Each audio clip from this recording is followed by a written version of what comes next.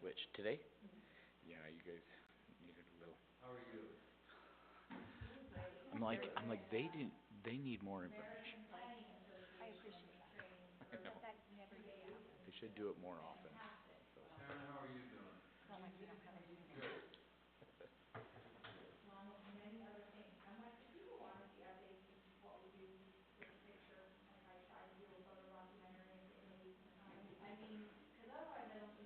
What did you call that?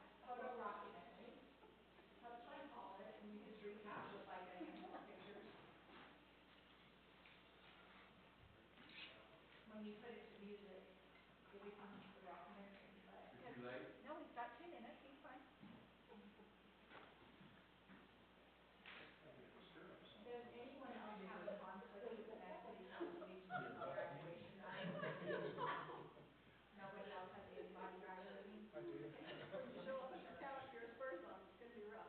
What's that? Dave's got his spurs on. No, stop, over here, Dave. He's got his spurs on. Make it a light. You got spurs on?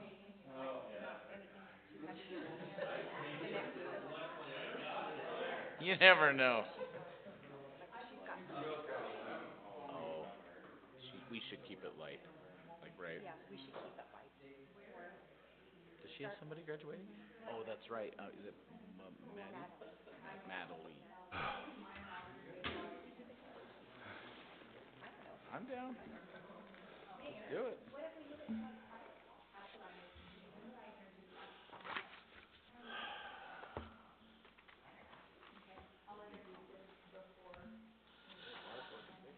Yeah, it doesn't bother me. Whoa. Straggler.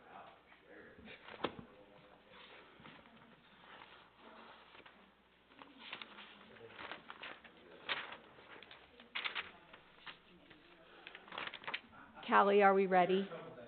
Okay.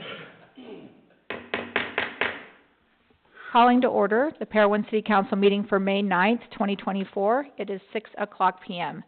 Thank you for being here this evening. We always appreciate when you come and support.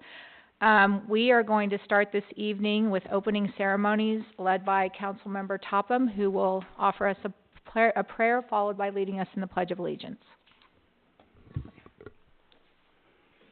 Our Heavenly Father, we bow our heads today to come together as a city council and as the city of Parowan to go over the things that we need to go over for the city. Please bless that the Spirit will be with us to guide and direct us to do the things that are necessary and to have a special blessing on the council that they can talk about the items that are on the agenda and to discuss them and to come to an agreement in which best serves the city. We thank Thee for all the moisture that we have received, and please bless that we continue to receive it. Please bless those that are serving overseas and in the armed forces, that they may be protected and their families may be protected. And I say these things in the name of Jesus Christ. Amen. Amen. Amen. And everyone please stand. I pledge allegiance to the flag of the United States of America and to the republic for which it stands, one nation, under God, indivisible, with liberty and justice for all.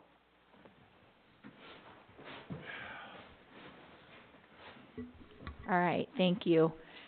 On the declaration of conflicts or personal interests on any agenda items, I also want to make a couple of suggestions this evening. So first, do we have any conflicts or personal interest in any of the agenda items by the council?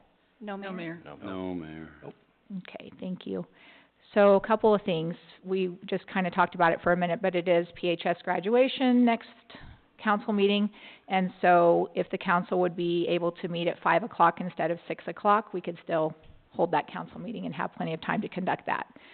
I don't know, do we need to vote on that, Callie, or it's not on the agenda? Or so what would we do? Just make it happen. Okay, so do we have a consensus that 5 o'clock on the, is it the 24th or 25th? Yeah. 24th.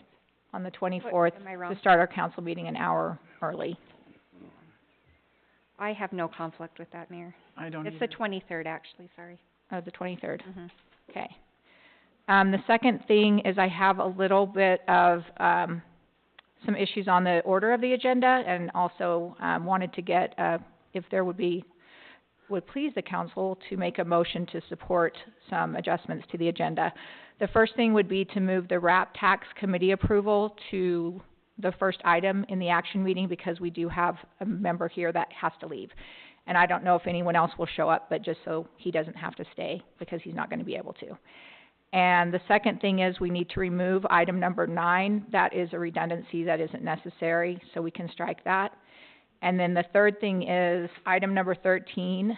I would like to move it to action with consideration for a possibility of a vote, due to the issues of timely nature, and also the need to schedule open enrollment for the employees, and we're also still working on tentative budget. So those are the 3 things, I'd like to adjust. Well, No. so, we were talking about it, I don't know why we can't, that we don't have to have an action and work meeting, we do it for our own reasons.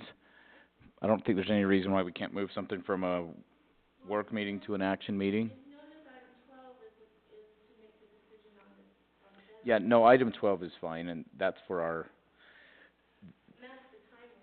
Well, but there's other issues on the other that are timely too, that's the problem. What's the verdict, council?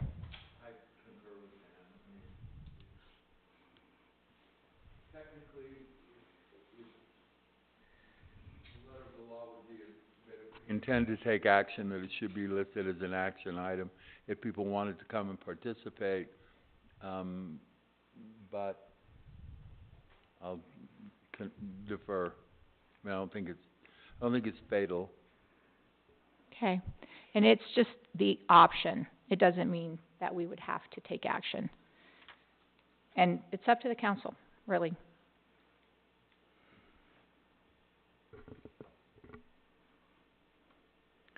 The reason why it is important, we do have, without getting into specifics on employees, we do have an employee who, is timely in needing an answer on one of the things that we're gonna be discussing on. That's why, it would be good if we can, to make a decision tonight on at least one of those items. I'll make a motion to move the items as you have explained to us. How's that? Thank you. I'll second that. All those in favor? Aye. Aye. Any opposed? All right, thank you. Okay, we will now move into public comment time. This time is for you, those of you who are here, to come and share your concerns or news or ideas or anything you'd like to share with the council.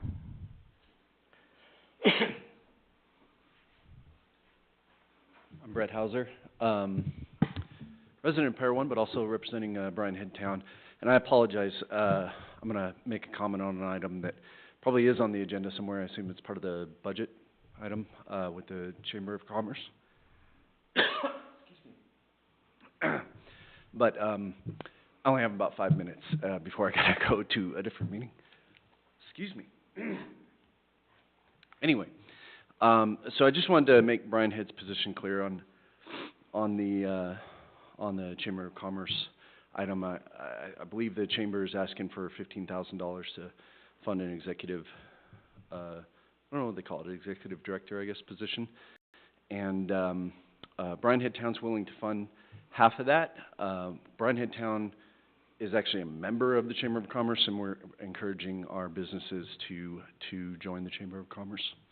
For Parowan and just kind of making it sort of an area Chamber of Commerce. We see a lot of potential benefits in getting our businesses active in that arena with the Chamber, and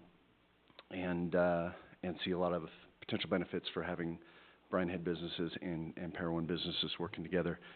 So we are very supportive of it. We've kind of made our half of the funding contingent upon Parowan City's decision, but I just want to make sure that's not represented as you know, Bryan Head is ambivalent or something like that. We actually are very much in favor of it. We just are only gonna fund it if Parowan also playing on that one, so.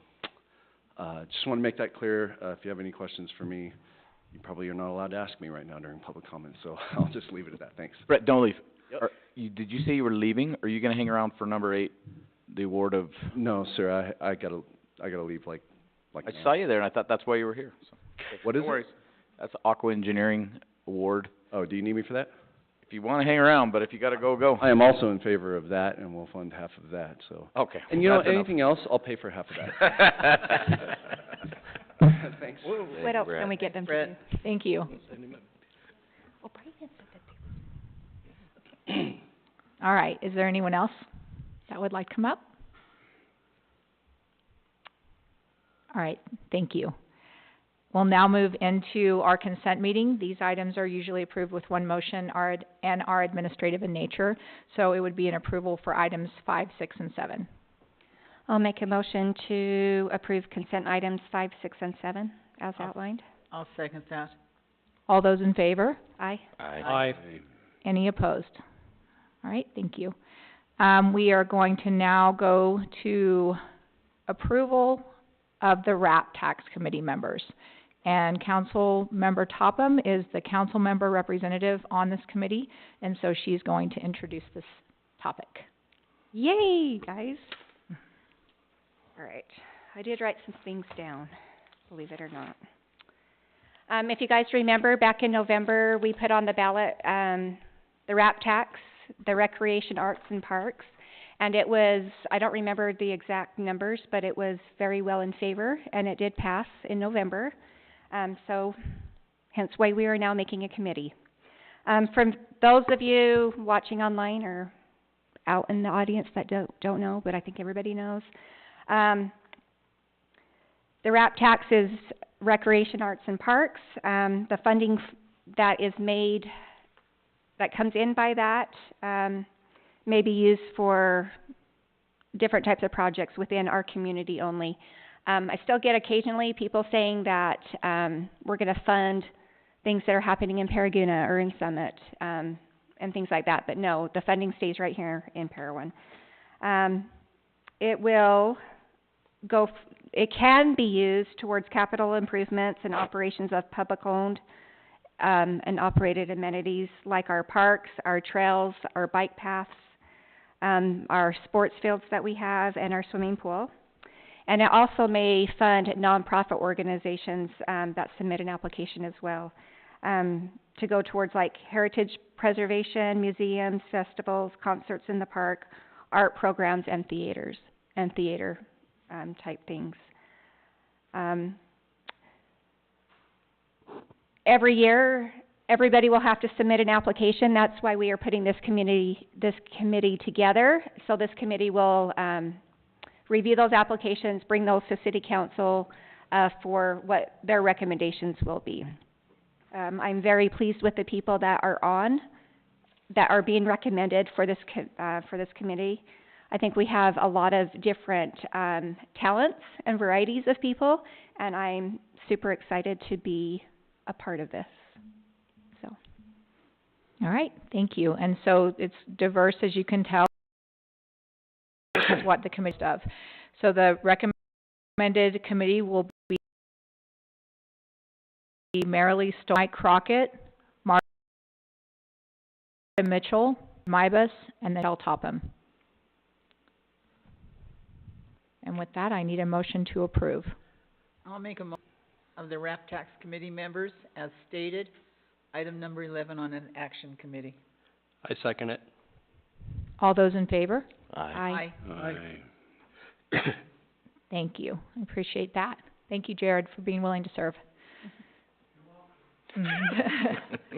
And to represent tonight. You said that it was either or. You have to resign if you don't wanna be on. Think about it. All right, thank you. We will now move to item number 8, award engineering contract for preliminary sewer treatment facility design. So this was the thing I was referring to with Brett. I have worked with Brett on this for quite some time. Just to update the public, that may or may not know what we're talking about. We are starting the process of designing the new, treatment facility for our sewer, treatment. This is needed for several reasons. It has made it the most, pressing, I guess, at this time is some of the state requirements for us to change, our treatment of water, since we have a disposal permit. Due to some of the things that are happening that have really nothing to do with Parowan Valley, but just statewide, they have made any, sewer treatment plant that disposes of water in an open body of water or into a creek or stream, manage its phosphorus. As you know, we are on a lagoon system. That system is, depending on the time of the year, of course, at this elevation in this climate, the sewer lagoons don't work very well in the middle of the winter. So by the time we get towards the spring, our lagoons are full, and we do have to discharge some water, depending on the year and depending on the runoff, onto the dry lake, which we have a permit to do. But since they're having issues in places like Utah Lake with algae blooms, they are monitoring the amount of phosphorus that we get rid of. The sewer lagoon system does not remove phosphorus. It is good at doing a lot of things, but it does not remove phosphorus. So essentially they put a hard ceiling on us at our current phosphorus levels and are making us do something to, about that phosphorus. So we were getting to a point where we were starting to talk about it even before this new rule with phosphorus. We are, from a growth standpoint, needing to start designing something. So, in order to move forward, this is not with a sewer treatment, it's highly technical. We have to do a lot of work just to get to the point where we ask the state for a permit on what we would like to do. At that point, if the State Department of Environmental Quality, DEQ, gives us the permit, then we can proceed forward and actually design what we want to do and then build what we want to do. But that all starts with preliminary work, and spending money. We did, when we amended our budget, put money in our current budget for this, and we'll carry that forward to next year's budget. So we've already done this from a budgeting standpoint, but we've been trying to find the right engineer, and we've been going through a series of, issues to try to get the right engineer. We have, landed on Aqua Engineering that both us and Brian Head feel will be the best, choice for us to do the preliminary engineering. So whether we'll use them to do the actual construction designs and engineering or not is yet to be seen, but at least this will allow us to do the work where we can go get some permitting done. So that's the recommendation. The contract is not to exceed $35,000. They feel like they can get it to a point where we can get our permitting done for that price. So that's what we have in front of you. But I can answer any questions. But Brett can't, because he left. So I heard that Brian Head's gonna pay for the whole thing. I'm pretty sure that's what Brett said. Pretty sure that's what he said too. Might need to listen to that again. Rewind the tape, Callie.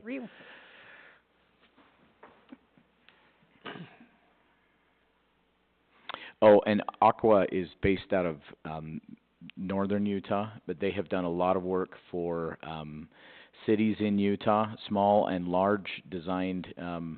They specialize in sewer treatment with new technologies, old technologies. They are quite involved. We actually interviewed a lot of cities that have been using them for projects over the years. Brett and I went through quite a process to try to figure out if they were capable of this, and everybody said that they were really good to work with. So how is this gonna be split up with Brian Head according to their percentage as it is now? So what we're looking at in the preliminary is a 50-50 split, at least for the preliminary design. When we get to the point where we're ready to do the entire project, we'll look at the most up-to-date numbers. We've always been on a 40-60, roughly 40-60 cost split, because Brian Head has been about 40% of the total treatment out there. In terms of gallons, I will let your imagination run after that. But lately that has been starting to skew closer and closer to 50-50. One of the reasons is actually not because of raw sewage, but because of water infiltration. When you have a really, really wet year with a ton of snow, melt, and rain and runoff. Last year were quite a bit different than they had been in prior years, so that's throwing off the numbers. A drop of water gets in the system, it's a drop of wastewater, and it has everything else. So unfortunately, they've been struggling with infiltration of water. We struggle with it to some degree. Every system does, but last year was quite a unique year, which looks like it's kind of skewing the numbers. But when we get ready to actually do bonding and do all of that, we'll stop and take a real good look and make sure what's fair. But Brian Head, regardless of new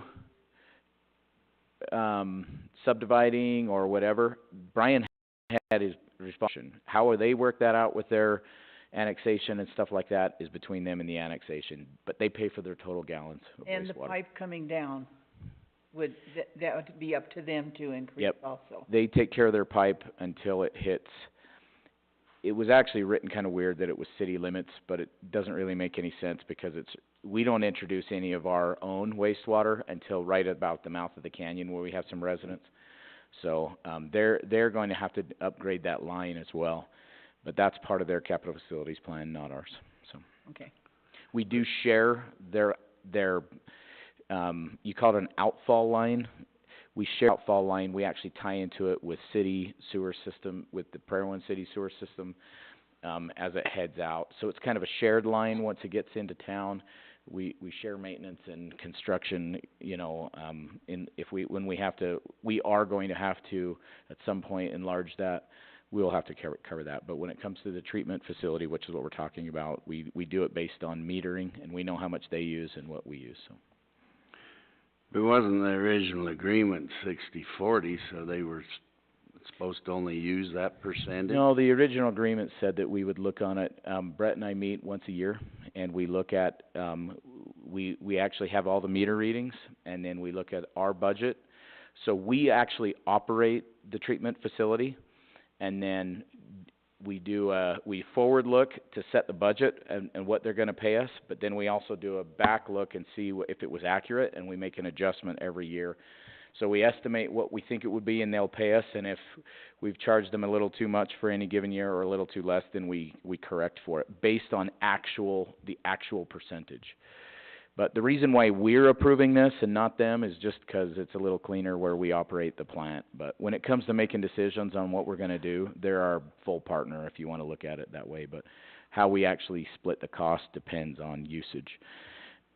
And we're gonna have to come up with a fair way to figure out how to bond when we build this moving forward, 'cause what we build, we hope will last for the next 30 years of growth. Right?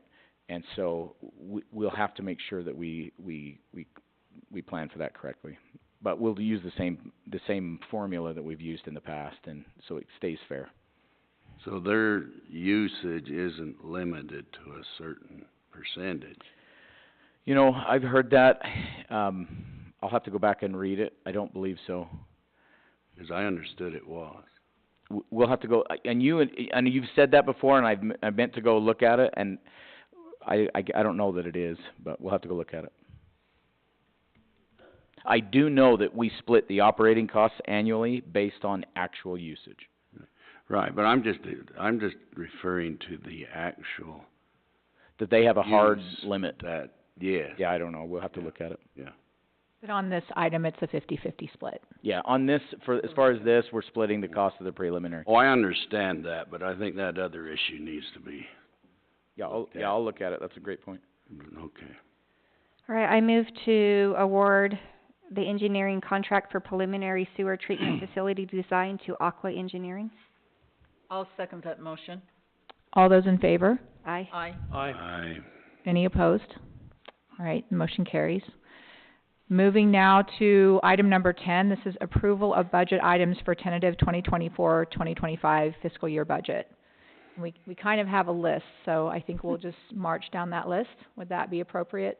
Yeah, just update the public. We are at a point where we are about ready to have the tentative budget ready for inspection, but there's a couple of items on there that we need to clarify what we're doing. And so we figure we would have those in a discussion item here and vote on them one by one, and depending on how they go into the budget, we'll be able to finalize the tentative and make it available for the public to review. Those items, there is a, decision on, URS, which is Utah Retirement Systems. There's Tier 1 employees and Tier 2 employees. Tier 2 employees were hired on after 2011. They have a different retirement system than Tier 1 employees. One of the things that the legislature put in is that if the costs for the employer match ever go above 10%, that it would be mandated for the employee to pick it up and pay for that out of their own pocket. This year is the first year that's happened. The employer amount went to 10.7%, and there's a hard cap legally by law that the most the city can kick in on that directly towards retirement is 10%, and that 0.7% has to be paid. So some cities they're not picking it up by directly paying the retirement, but some cities are adjusting their COLA for Tier 2 employees to pay them an additional 0.7% on wages, which is more or less a wash. So we talked about potentially doing that. The approximate cost to the city is around $3,800 in a fiscal year, based on next year's fiscal year estimate. And so that's the first item. You want me to just say all three and then we can talk about them, or do you want to just talk about them one by one? One by one. Okay, so that's the first item.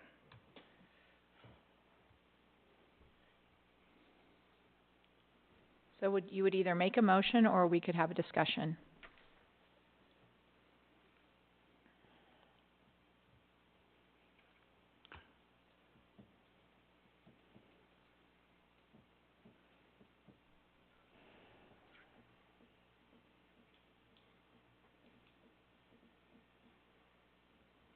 So I guess we either decide if we want to just pay the 0.7, which would be $3,800, which that's not as much as I was thinking it probably would be. That's like a lot less than I thought. Or giving them a 0.7 COLA increase on top of whatever we do. No, the only option is to do the 0.7 COLA or not. Oh, or not. Then Because either we or. cannot pay it Oh, to URS. I got you. This Okay. 0.7 will come out of their paycheck. The question is, do you put a little bit more into their paycheck before it's pulled out? Okay, sorry, I misunderstood. Thanks for correcting me. Yep, no, but it's very important because that's what the law said, so anyways. And this may change, they may change it. The legislature actually had a bill that would change that, and it failed. I would not doubt that it comes back, but who knows? For this year, just for this fiscal year, and it could change between now and next year. Right, it could. But obviously what we do is if we were to do this, it would be a COLA increase, and next year would have a different decision. Because that number will move next year. It could go back below 10%, it could go even higher than 10.7%. So we could adjust it every year depending on, So all we're doing is adjusting our COLA. Okay. If we do something. For this fiscal year. Yep. So those Tier 2 employees will get a little bit bigger bump than the rest of the They employees? get a little bit bigger bump, which will then come back out of their paycheck. to pay for This is a roundabout way of the city picking up that, so that you're treating your Tier 1 and Tier 2 employees the same. Okay. Do you know about how many Tier 2 employees we have? From what I could see, we Period. have 9, from what I 9. could see. It's a, Minimal. Basically, it's your newer employees. Since a certain date, wasn't it? Yeah, 2011, I don't remember the month and date, but Well, it's not unusual for different employers to have like a Tier 1 and 2 according to when they were hired and what program that they, No. were under. So, I mean, the school teachers are subject to this. This isn't unusual. No, it's not. yeah, this is every state or local government employee. And I know a lot in those other situations that they're not treated, the same. They're treated differently. Well, I know of a big public entity, and I won't mention names, but you guys may be able to guess, but when this came up, they're not doing anything they're not even talking about this, Right. like increasing a COLA or whatnot to help. Those employees are just having to pay the additional, that .7 cost. But that's common. Yeah, Be that is under a common. different, you know, for certain people, they'll get better, you know, different benefits or different pay according to when they When they're initiated their right. employment, so. And the difference in tier 1 and tier 2, you can retire 5 years earlier on tier 1. Tier 1 is purely a pension system, where tier 2 is a hybrid. They give you a small pension, and then they put money into a 401k. They had to make the retirement less good for tier 2 because the state retirement system was underfunded back when the economy crashed in 2008. And that was their solution to dig out of the hole, was to any new people coming on basically got a less good retirement. And so this is one of the factors of the less good retirement, is not only do you retire later and all these things, but if the amount ever goes above 10%, the employees are going to pick it up.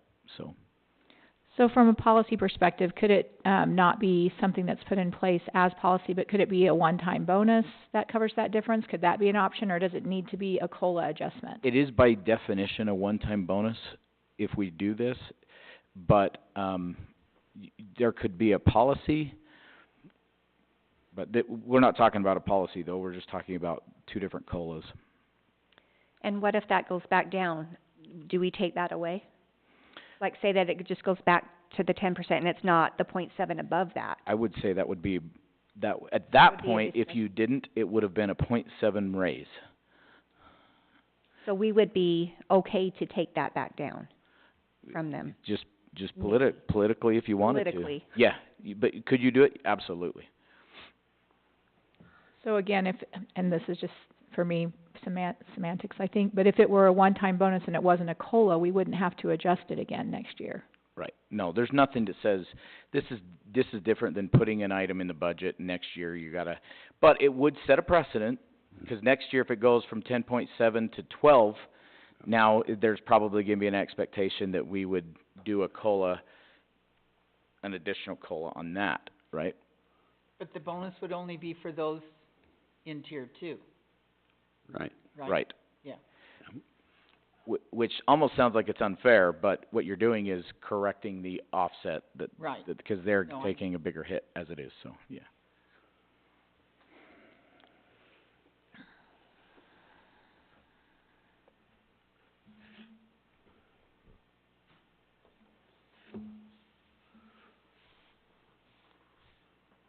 So if there isn't any additional discussion, I would entertain a motion, but if you need more time, we can wait as you consider that as well. When do we have to have this done by, Dan? Well, this is just gonna go into the tentative budget. We can build the tentative Yeah. budget with it or That's without what I it. thought. We need to get the tentative budget published, but this, we can put it in or pull it out and still decide before the final budget, but it's up to you. But we need to finalize the tentative budget with it in or with it out. Okay.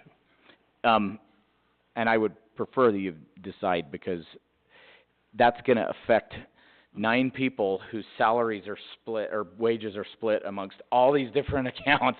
It'll be a lot to change it later, so I'd rather just have it done so we can finalize that.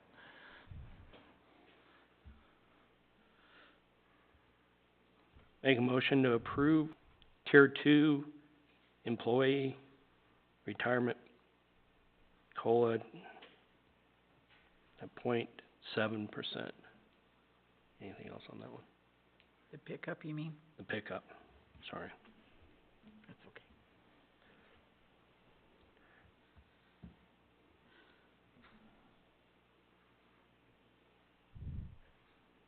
I think I agree with that. I'll second the motion. All right, all those in favor? Aye. Aye. Any opposed? Nay. Nay. Nay. All right, Okay, so the second item is the just COLA discussion. This was also, we didn't have an approximate number when we had our work meeting on the budget. That approximate number is about $73,000 for financial year 25. Of that, about half of that will go to the enterprise funds, about half of that will go to the general fund. It's an approximate half, and it's an approximate $73,000, but it's pretty close. What's the percentage? It's 4%. If you remember, this was the methodology that we went with last year. I think it's a pretty good one, but you be the judge. This is obviously your call. What we did is we looked at what URS pays as a cost of living adjustment for the retirement that is being paid out to active people that are retired. Active people. You know what I mean? People that are on active retirement checks. The state does a lot of, they have actuaries, they have economists, they look up and see what it is. They come up with a number that, of course, the cost of living is just to avoid what happened with inflation. Last year it was, their recommendation was 8.1, but URS put in a hard cap at 4%. We followed what URS did. We did 4% last year. This year, the recommendation was 4.1%. There's a hard cap at 4, so that's why the recommendation is 4. This would be similar to if we wanted to peg it to what Social Security pays, and if they were to do a cost of living adjustment. Only what we are pegging it to is URS, because URS is studying Utah. The nice thing about this is it's an unbiased number. We're not just picking a number out of the cold blue sky and saying we want to do 8% like Cedar, 10% like Bryan Head. Where did Bryan Head go? Or 1% like some business or some other city or whatever. So that's the recommendation and that's the cost.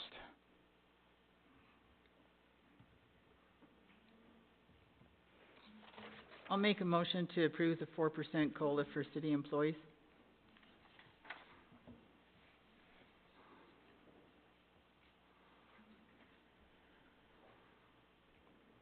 You want to add to the motion what the percent is? Oh, excuse me, 4%.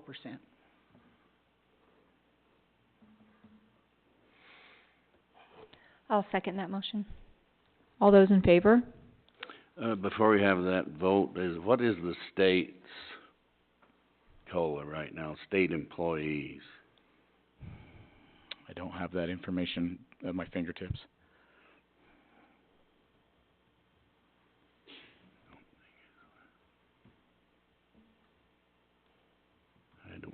I think it's less. See if we can look it up. I'm almost certain it is.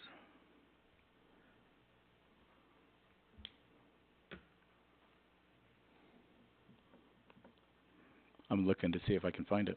That's what I'm doing too. 3%, right? Yeah, that's what I thought. Labor marker increase for state employees.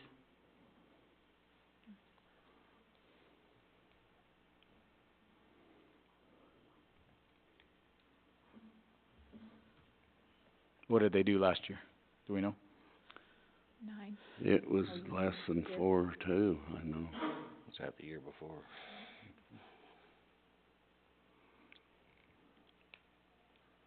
I think 4% is excessive. I don't have my phone or I'd find out.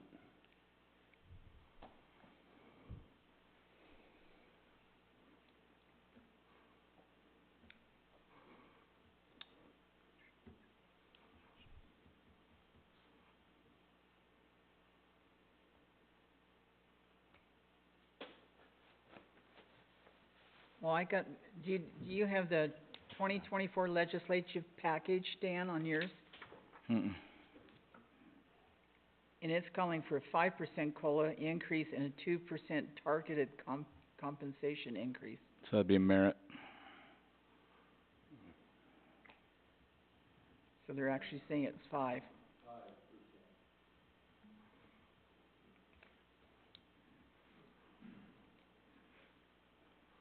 Yep, 5%. Well, this says we will lobby for, hang on. I don't know what was voted on.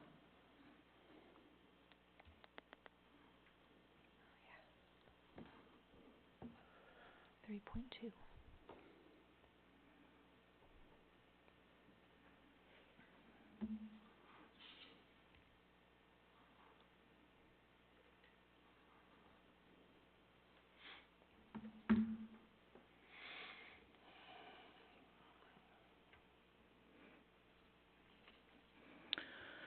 So we do have a motion on the table or whatever, but there's more discussion? I mean, but We had a second too. we have a motion and a second, yeah. But there's discussion, so. Now I'm changing my mind. But there's no more discussion unless there is, I so. feel like it probably needs to be. So we have a motion and a second, so I'm going to call for a vote. All those in favor? Aye. Aye. Any opposed? Nay. Nay, even though I seconded it.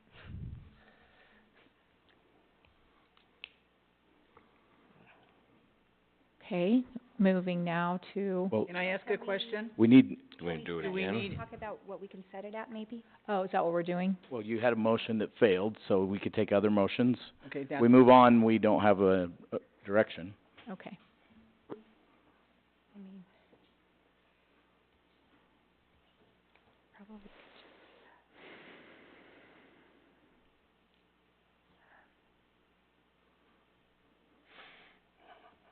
Which side is this all?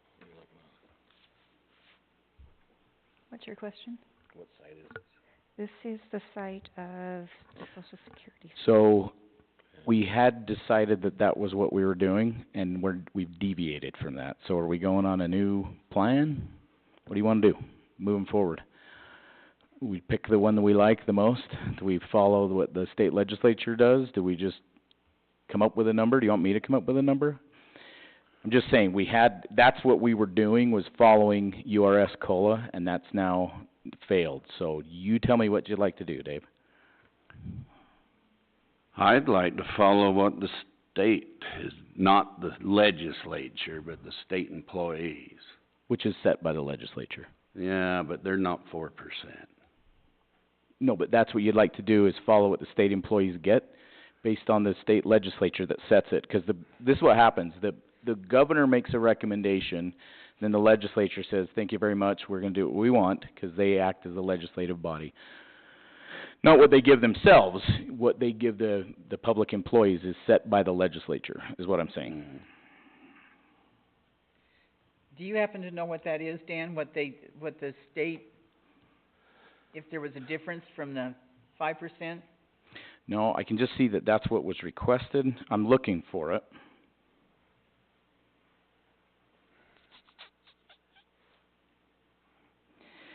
The reason why we used URS is because they're not whimsical with the politics of the day. They just do it based on their actuarial needs. It does have to go through an improvement process, but it's not as political. It's just more it's calculated based on what the economy is doing.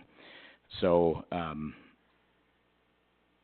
I can see a presentation in a budget when I'm looking online, but that was in January, GovOps, and that would have been what was proposed. I'm looking for a bill that, I have, wow, one of the largest increase in decades, 2024's COLA increase of 3.2% is far below the 8.7% bump that recipients were granted in 2023. So 8 and 3 is 11, almost 12, so 6% over the past 2 years. 8.7% last year, 3.2% this year. Sorry, I backed down. I didn't know that we would just come up with another number, because I thought that was kind of what was on the table. But so basically, the council can make a motion to approve a number. we can do whatever we wanna do. It can be higher than 4%, it can be 4.7%, It could be 1%. be It can be anything. It could be 0%. Also recognizing the ripple effect of this decision. I'm just going to say that since I'm chairing this meeting. The ripple effect, what do you mean? I think it's a statement, and this is just my perspective of representing support, because we have people that are being asked to work hard, and they're gonna be being asked to keep working hard. And I mean, this is me, in my position, I don't have a vote, but I think that it's a statement. I don't know, I kinda struggle with the fact that certain employees do deserve a raise, and certain employees I don't necessarily think deserve more money, but it's like, you're gonna slap somebody else in the face, I guess, by not giving them a raise? Are they gonna take it that way, or realize maybe they should work harder? I don't know. So Or maybe we can discuss I will just say this is not a raise though. This is a raise, It's a raise. but this is an adjustment for cost of living is what Yeah, it but cost of living haven't, since last year to this year, haven't necessarily gone up. I believe it's 3.9%. I would In our area. disagree with that. If you look what the economy has done, I mean, you that's can just I know- what I've heard. I know what the economy can has see done, and I CPI have a lot has of been adjusted. employees to know what to deal with on that, so. I'm just saying the CPI has gone up. We can look and see what the CPI is, but cost of living has gone up. You wouldn't have an entity like URS doing a 4.1% COLA recommendation It may be based going on up in, economists and everything if there is, the actual cost of living hasn't gone it up. may be going up higher in other areas, but not necessarily ours. So we're not experiencing any inflation. Well, certain items will, yes, but lots of other items have actually come down, so. I'm not gonna say anything about that. How much is your healthcare benefit package gone up? That's one of the next that's another- items, That's but another it's, item, too. but it's, healthcare is 5.5%.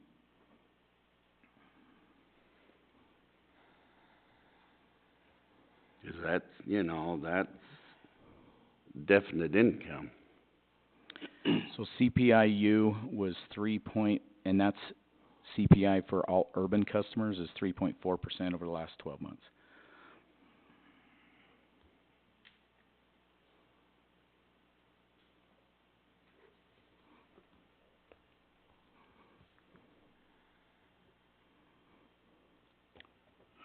Let's do it by phone.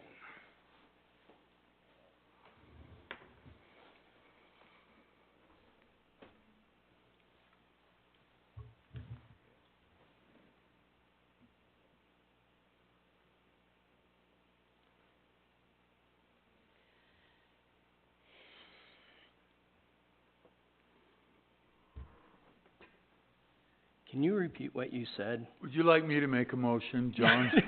Almost, but just repeat what you said about the percentage for last year. Last year was 8.7. 8.7. This year, what did I say it was?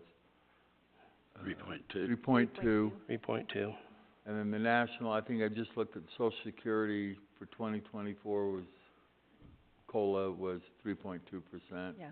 for 2024. In 26, it's projected to be 2.6%. Would be Yeah. in that. That's Social Security. Yep. So how much did the city COLA get last year? 4. It was, again, URS did 8.1, but they arrest that at 4, so we copied them at 4. So it was 8, but they said 4. They have a hard rule written in by the legislature that says there'll never be more than 4% in any given year. However, when it then drops below it, they keep it at that 4 until they can catch up. They just don't wanna have any particular hit. So, last year the recommendation was 8.1, they did 4. This year the recommendation was 4.1, they did 4. If next year the recommendation is 2, they'll probably still do 4 till they can catch up. That's how they do it.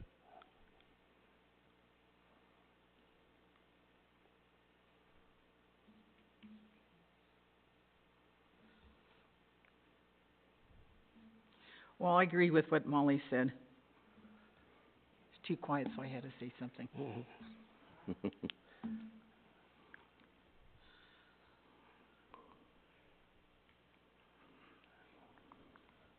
And you're saying only half of that amount of money comes out of the general fund, the other half comes out of the enterprise, so we split it in half-ish? No, it's not Or- split in half, it's just based on your total employees Okay. and where their salary gets Oh, split, taken from, because it's weighted from different places. So it's approximately about half of this impact will hit the general fund, and that was a rough approximation last year. okay. Thanks for explaining It's that. just kind of a rule of Yeah. thumb to understand. Okay.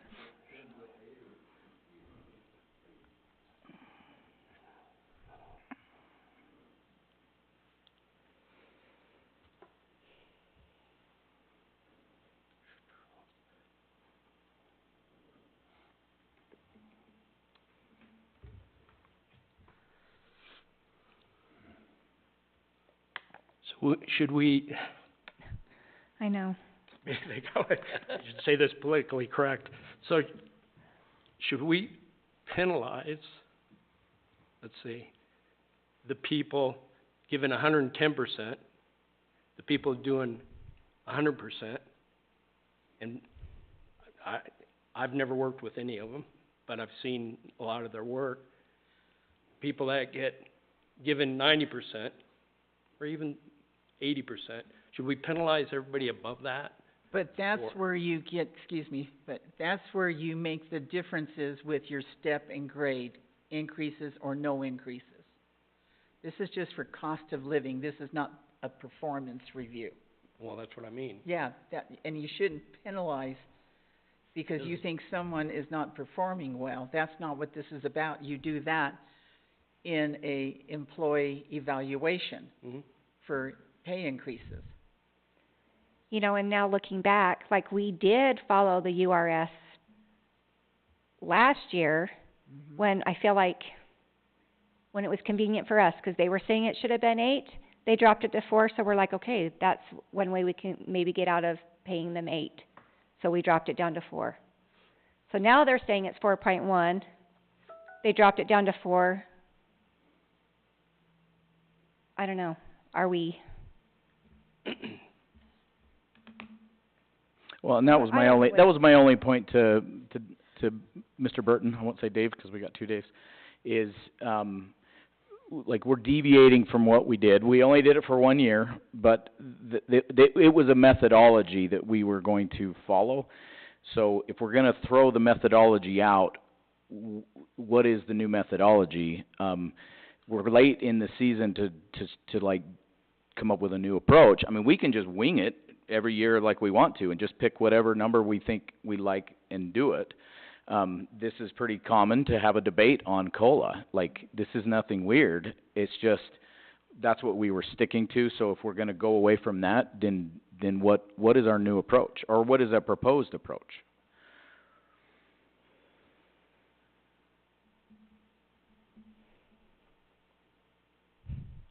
And it is okay to talk about what you're thinking about. I mean, I really would like all of the council to feel like their input matters and that they can talk about what they're thinking about, because we do need to make this decision and move on. So you're saying we agreed to follow URS? Last year we did. Right. Yeah. So I'm just my own personal feeling, like after talking through this out, we should just continue to do that, because my reasoning only is because they are an unbiased third party. Like, they don't have any political skin in the game. They don't, like, they could have kept it at 8, but they cap it at 4. I just feel like they are reliable. I guess it is a reliable source that we could potentially go off of if we wanted to. And we did do that last year. But I think maybe it was easy for us to do that because everybody else was saying 8. Well, the 8? reason why, and it wasn't my idea, I Were you here last year? yep, I Oh, was. I've been sorry. here for a while, believe it or not. Gosh. No, the I'm reason like- why I suggested it is because I heard of a city that does it that way, and they just peg it to that, and it does away with all of the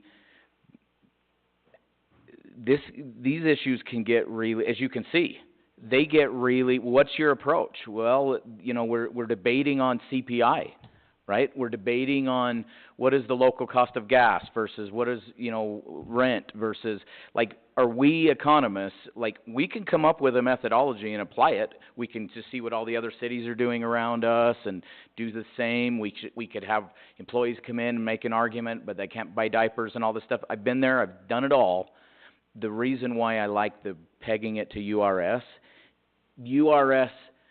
COLA on their payments is because it is not done by a legislative body. It's done by people that are just looking at the Utah economy and actual cost of living. Not that we have to follow it, but it gives us an unbiased number that some really smart people came up with. We can then take that and do something with it, or we can use our own approach. But the methodology of that was, I mean, it's not, I mean, these are the highest numbers you've seen out of URS for a long time. But also, if you look at Social Security, the past few years have been the highest number Social Security has done for a long time. They're usually 1.5%, 1.2%. 2% is a big year. Well, the past couple of years, you've seen Social Security COLAs have been doing a lot. So that's the reality of the economy that we've been living in with what's been happening. But we can do whatever you guys want to do. Well, 2 or 3 years ago, we did 9%. And that one was definitely needed.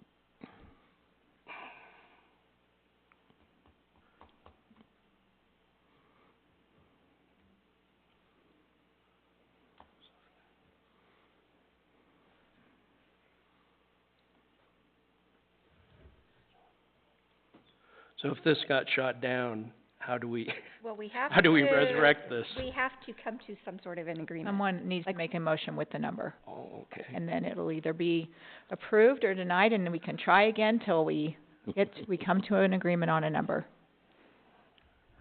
Does that sound not friendly? Sorry. That sounds pretty good. It was very factual. Well, if we can't, I make a motion, 'cause I know we can't get to the 4% anymore, You can go above or below. okay. I make a motion to have COLA at 3.9%. What else?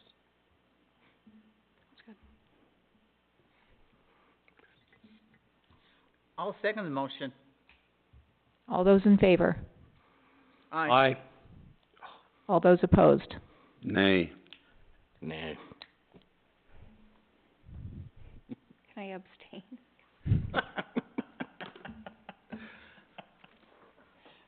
It'd be preferable if you didn't, but you can, and the mayor can break your tie if you want. I know. It's your choice. You do what you gotta.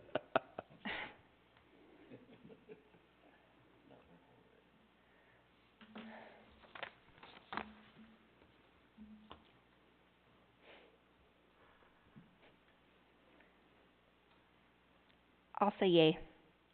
Yes. Okay, we have 3 yeses and 2 nos. So the motion carries at COLA at 3.9%. And this is to put it in the tentative budget. So if you guys want to change it before the final budget, you can. You are welcome. I knew you'd love that. Just reminding Tee it everybody up what for we're doing another day. today. Okay, now I can put that in. So the next item is Chamber of Commerce. It's just another one that's easy. Chamber of Commerce, $7,500. It was the request. You heard Brian's comment. Their total request was $15,000. If we do it, Brian Head will match us at $75,000. That's the ask that we decided to bring forward because we didn't have a consensus.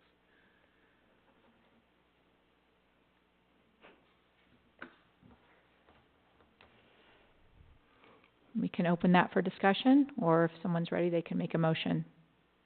Make a motion to approve the $7,500 for the Chamber of Commerce. I will second it.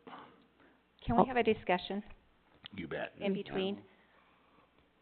And I probably should have said this before you made the motion.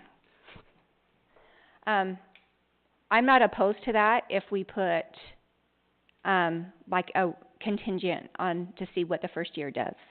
Like if we can see growth, if they can come and bring us reports and they can prove to us that it is being effective, I'm all for it. It could take a couple of years of it to get true effectiveness of it. But I think it will do some good.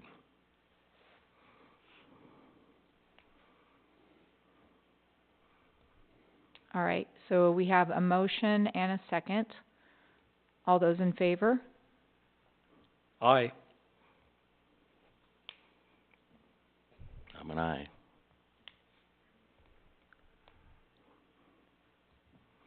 Any opposed?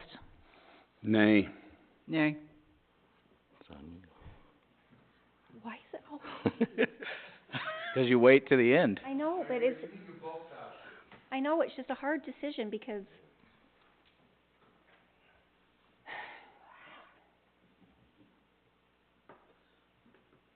and it's not like I haven't been thinking about this for like the past Month.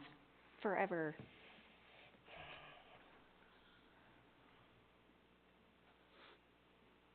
I just want some I want a guarantee. I guess I want reports. I want accountability. I don't feel like that's unreasonable.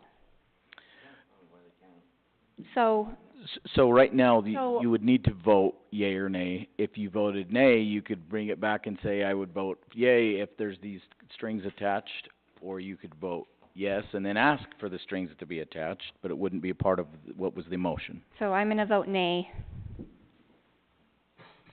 Okay. So there's two yeses and 3 nos, and possibility of bringing it back with another discussion and another agenda, but for today. Well, it could, no, we you can could make still do another it now. motion. Do it now. Okay. Like I would do it now is I would move to make a motion to approve the $7,500 contribution for the chamber executive director contingent upon monthly reports and an end of year review to bring it forward to continue it for the following year. I would second that. All those in favor? Aye. Aye. Any opposed? Nay.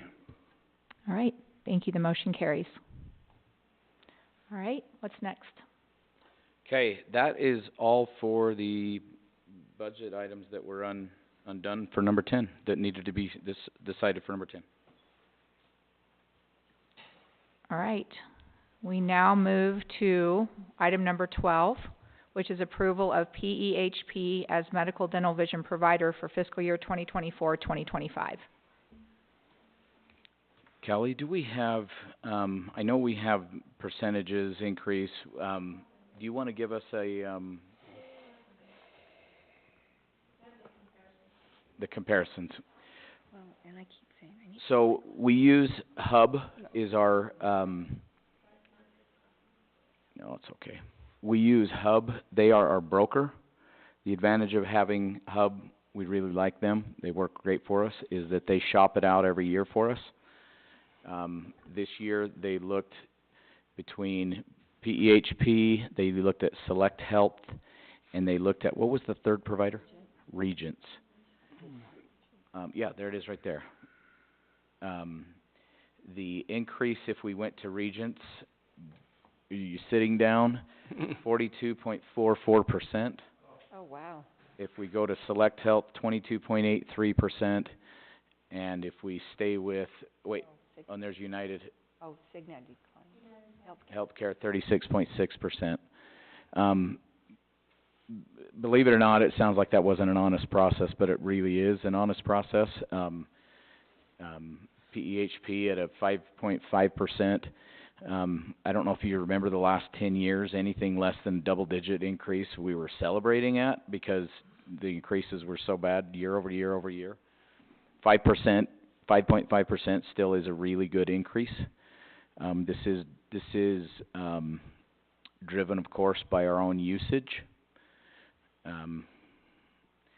And that's what we have. We do have, every everybody but one that receives this benefit, and we only have our full-time employees that receive this benefit, is on the STAR plan, which is a health savings account, high deductible plan.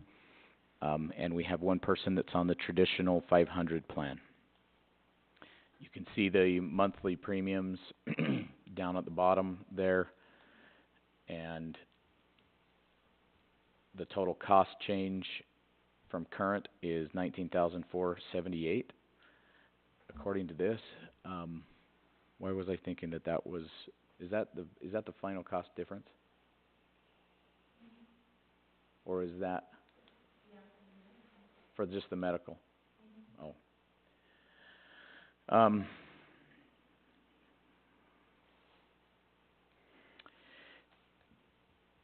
The vision increase is 0 this year.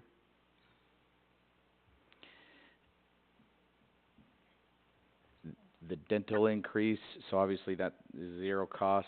The dental increase, if we just renew with these guys, is it's 1.6%, $437.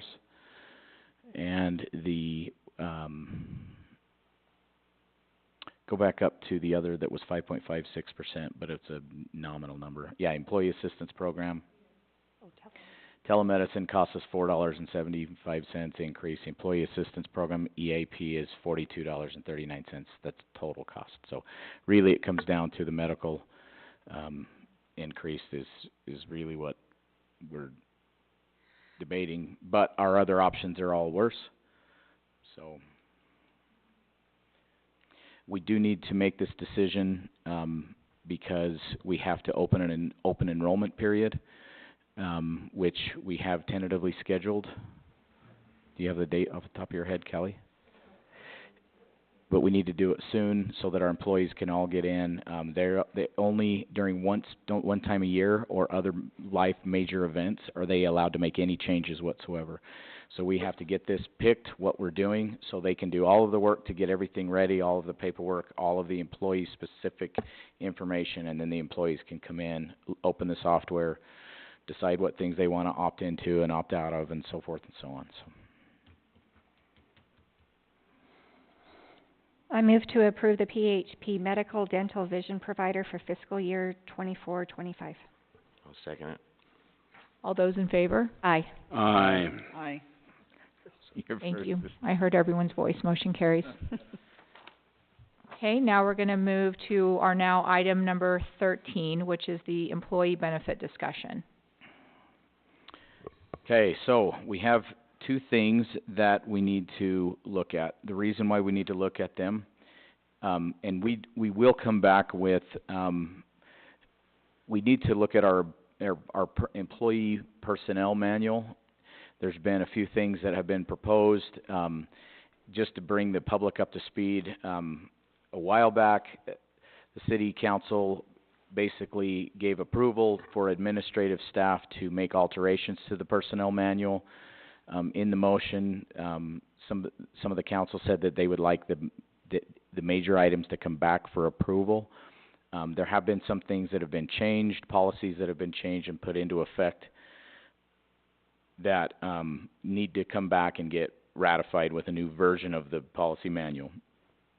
There are two items that are needed to be looked at right now due to an employee who this will apply to almost immediately, but they need to be decided anyways because they're either, one, a little vague.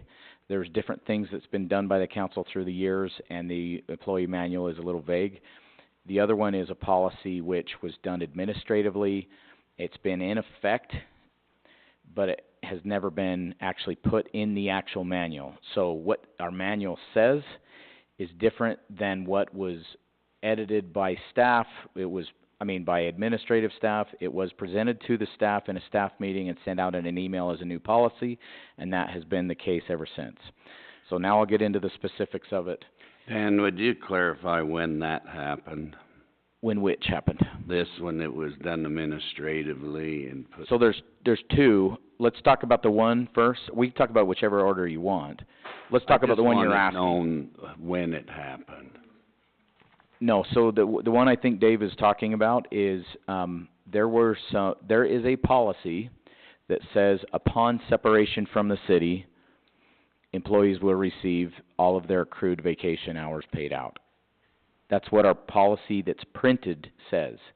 That policy was edited, I think, back in 2020. 1/22/19 to say that upon separation, only half of the employees' accrued vacation hours would be paid out, up to the cap of what you can carry from year to year, which means there potentially could be a haircut and then the half paid out. That's the way it has been in effect for every employee who has separated from the city, and I use the word separated because they could have retired, they could have quit, they could have been fired. Whatever reason, when they leave, there's typically a payout of vacation. From that time forward, it has been at half. But our current policy manual with a version date on it says 100% will be paid out.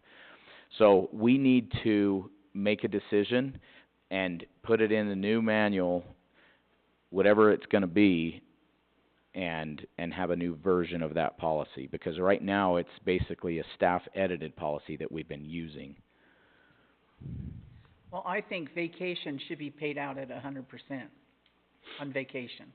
No matter what. Yeah. They earned it.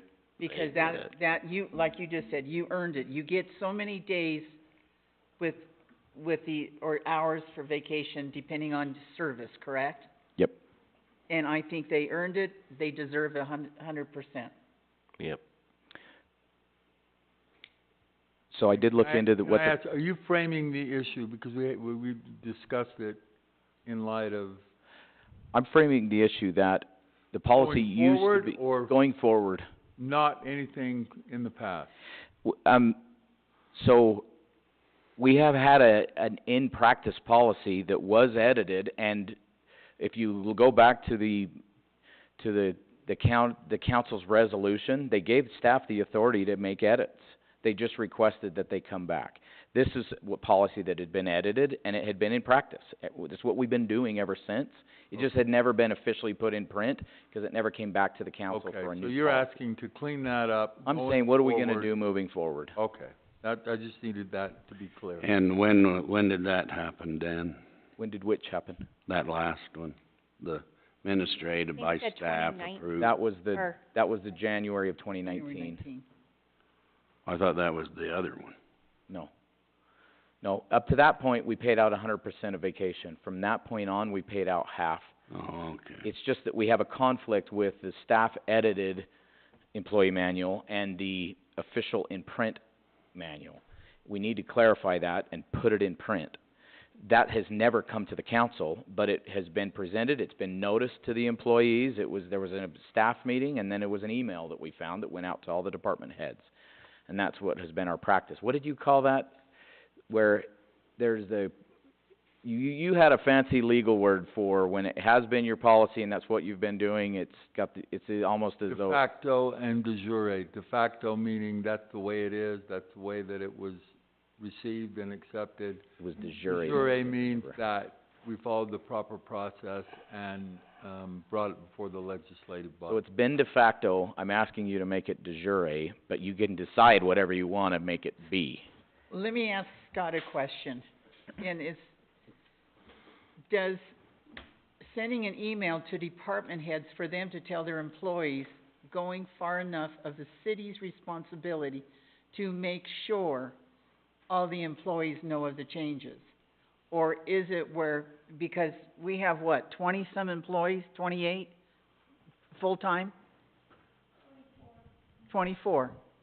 How hard is it to have a city meeting with... Well, and I heard that there was a city meeting. Yeah, absolutely, go. Hey, I just want to give you a little background. So, we had a committee. We met, we started making changes to the policy manual. We made these changes and we started practicing the one that we're talking about. we were making the changes to take to the council. It wasn't like we were trying to make changes and hide them or anything. So initially, we just sent it out to the department heads to tell their employees. The intent was that when we got everything done, we'd take it to the council, we'd send out the email notification to everybody. It got stopped. That's what happened. It wasn't, And hopefully I didn't give the impression that there was anything untoward that went on. It just No, and- never made it all the way back. The water made it, never made it to the end of the row. And this is, yeah, and this is not against any employee or anything, it's just, No. this is how I feel. The city as a whole, meaning either the mayor or the city manager or who else, needs to have a meeting with all of the employees, have a booklet or piece of paper to hand that to them. Yep. To read and to make a signature that you are aware of the policy. I know where I worked, I had to do that. That's, Yeah, That's that's the just noticing requirement. I've looked at the federal law on this. We can do whatever we want in the state of Utah. We just have to have it in our policy, and we have to notice our employees. I just think it's our responsibility to make sure that, and I'm not, again, it's not anybody, it's the word city. I just feel that we have to protect the city for someone trying to come after them. Well, I didn't know that. Well, guess what? Here's your signature. No, and I agree, and I think that is the whole intent, the discussion that we had in the work meeting, and now going forward with the recommendation made by the city manager, and you're right, we should have policies and procedures that when they're changed, or even on a yearly basis, you know, it's not that hard to bring 24 employees together and say, this is where we're at, and if, you know, has everybody read it? Nobody reads it, but they sign it anyway.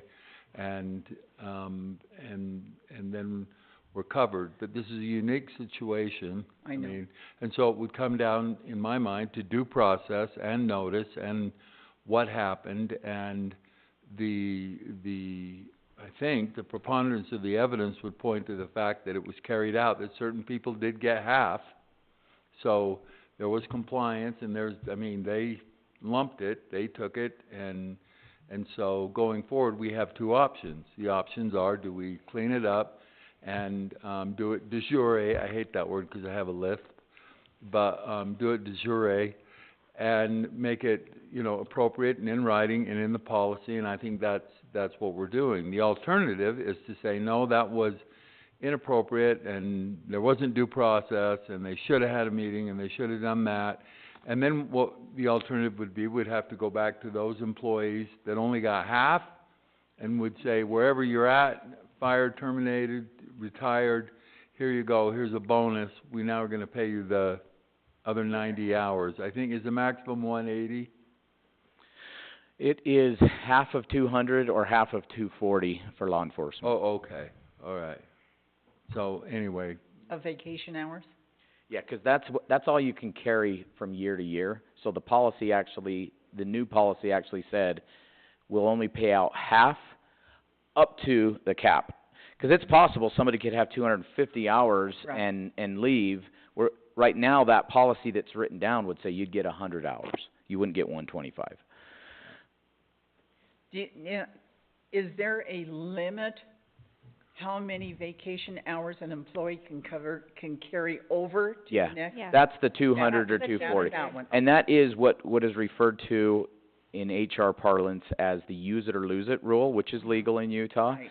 At the end of December or right at the end of the pay period that ends in that time frame, if an employee has any time over that, it's a haircut to get back to that level.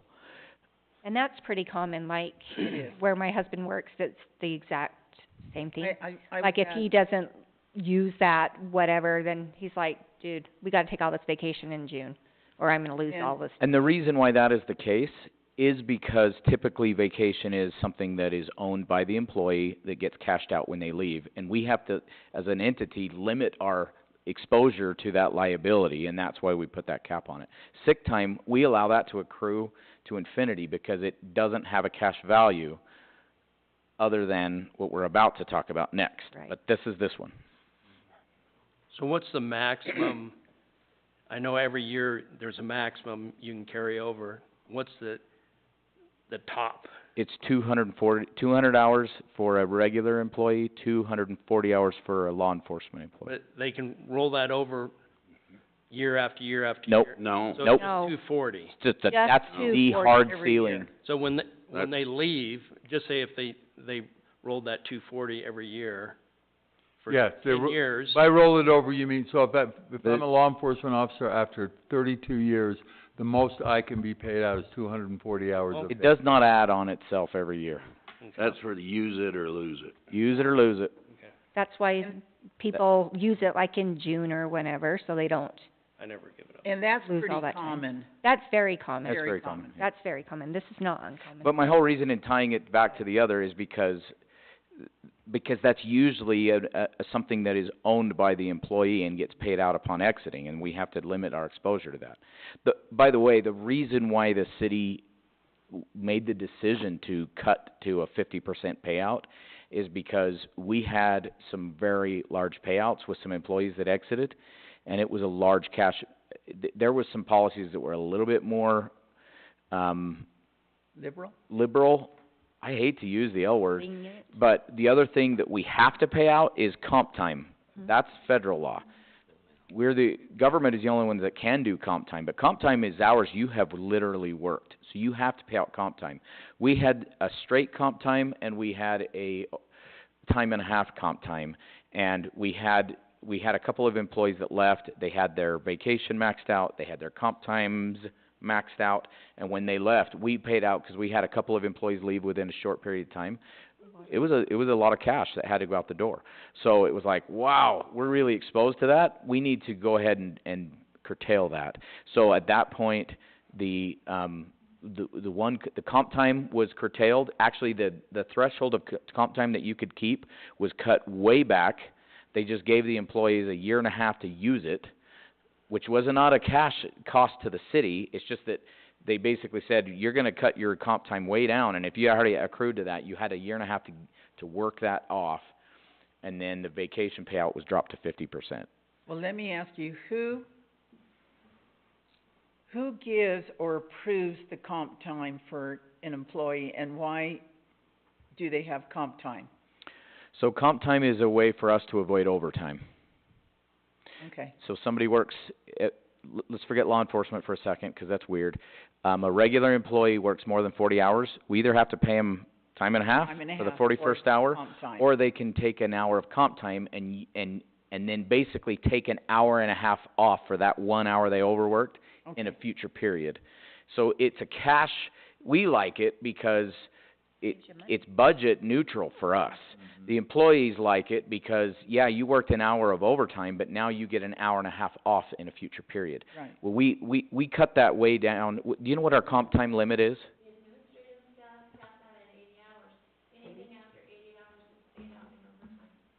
Okay, did you hear that? After 80 hours Yeah. is paid out in overtime, you said?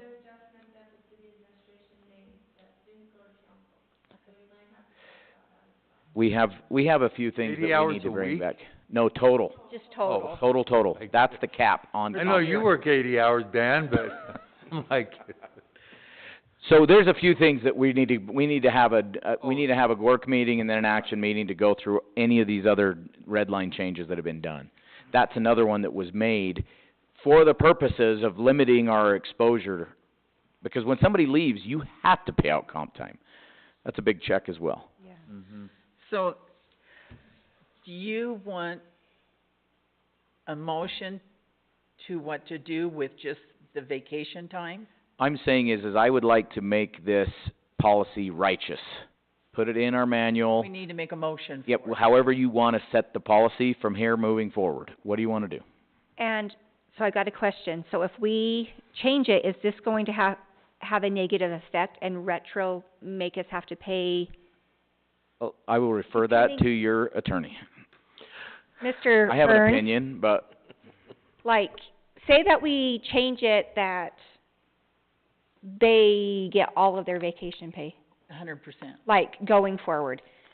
is that gonna retro back and make it so that anybody who has left the city, we're gonna have to? No, because of the very thing that Callie said, and in looking at the minutes and the notes, I don't think there was anything illegal or inappropriate or improper done. I think everything was done in good faith at the time, and while it may not have technically come before the city council, it would appear that at that time, there was more delegation going on than goes on now, and, hey, you're in charge, Cleve, and do what you need to do with the department heads, and everybody was, so there wasn't anything nefarious. I don't think there was anything underhanded. Everybody, and in fact, it was to the detriment of the employees. I mean, so it's hard to argue that, you know, they were doing something wrong when the employees all get together, staff and appointed, they get together and they cut their own vacation time in half. And so the whole intent tonight is to say, not that anything in the past happened that was inappropriate, but going forward, we really ought to have it in a policy. And as Councilwoman Downey states, we should probably have a meeting once a year to go over the policies and procedures, talk about the COLA's 3.9% this year, here's the vision in dental, and here's why employees need buy-in to say, wow, 5.5%, well, I would have liked that other one, but it was 42%, you know, they get that.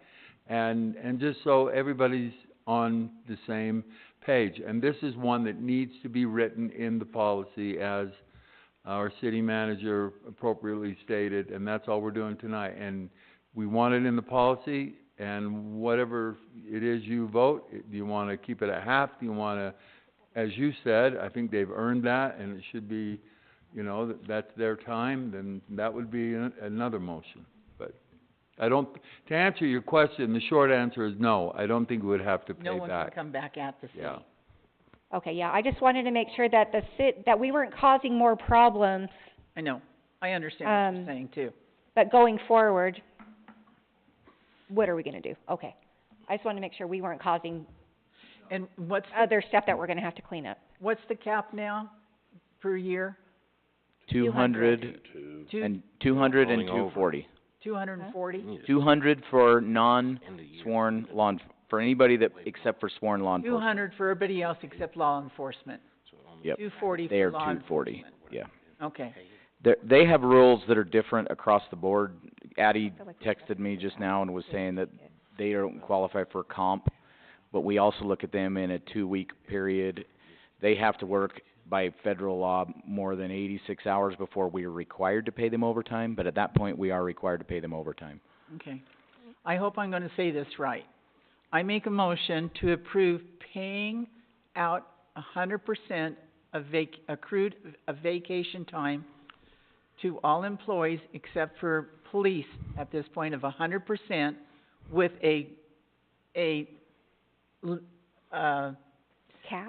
Cap? thank you, of 200 hours. And for the police department, paid at 100% with a cap of 240 hours. Is that a correct way to say it? Yeah, so just, I wanna clarify what you're saying. So, if somebody retires today and they have accrued, like, let's say it's somebody in Public Works, and they have, or they leave, doesn't have to be retirement, and they have 250 hours, cause it's the middle of the year, they haven't taken that end of year haircut, we're gonna pay out up to the cap of 200. Up to 200, they lose the 50. They'd lose the 50, which they would lose the 50 had they worked till the end of the year and had that haircut, or they would just use it, right? But you're saying, because the current policy refers to the cap as well. So you're saying 100%, but it would have the cap built in. Yes. And then For the 240 200 for and the, 240 for the for law enforcement, okay. I just With- wanted to clarify what we were talking with about. the same verbiage. So basically, the only thing that changes is 50% to 100%, but the That's cap correct. still applies. In my motion, yes. I'd second it. All those in favor? Aye. Aye. Aye. Any opposed? All right, No, I was voting aye. I just taken some time. What was your vote? is Huh? what she's, He said aye. oh, He aye. said I aye. said Oh, I aye. think she He was waited aye. till last. I gotta get my hearing checked. I thought he said I'm just high. Maybe he is. That's coming, you know, legalization. I thought you getting high was coming. Okay, so the second issue, this one is. Okay, so motion carries with all Oh. 5 council members voting yes. Thank you. The second one is, believe it or not, harder and a little bit more convoluted, but we have, I think, some good options. Basically, we have a policy that was put in place a couple decades ago that said that upon retirement, it's in our retirement benefit in our personnel manual. If you had worked, and there's different versions of it, but 15 years, and there was also under different versions a number of hours accrued of sick leave. The number of hours I think was 960, right, Kelly?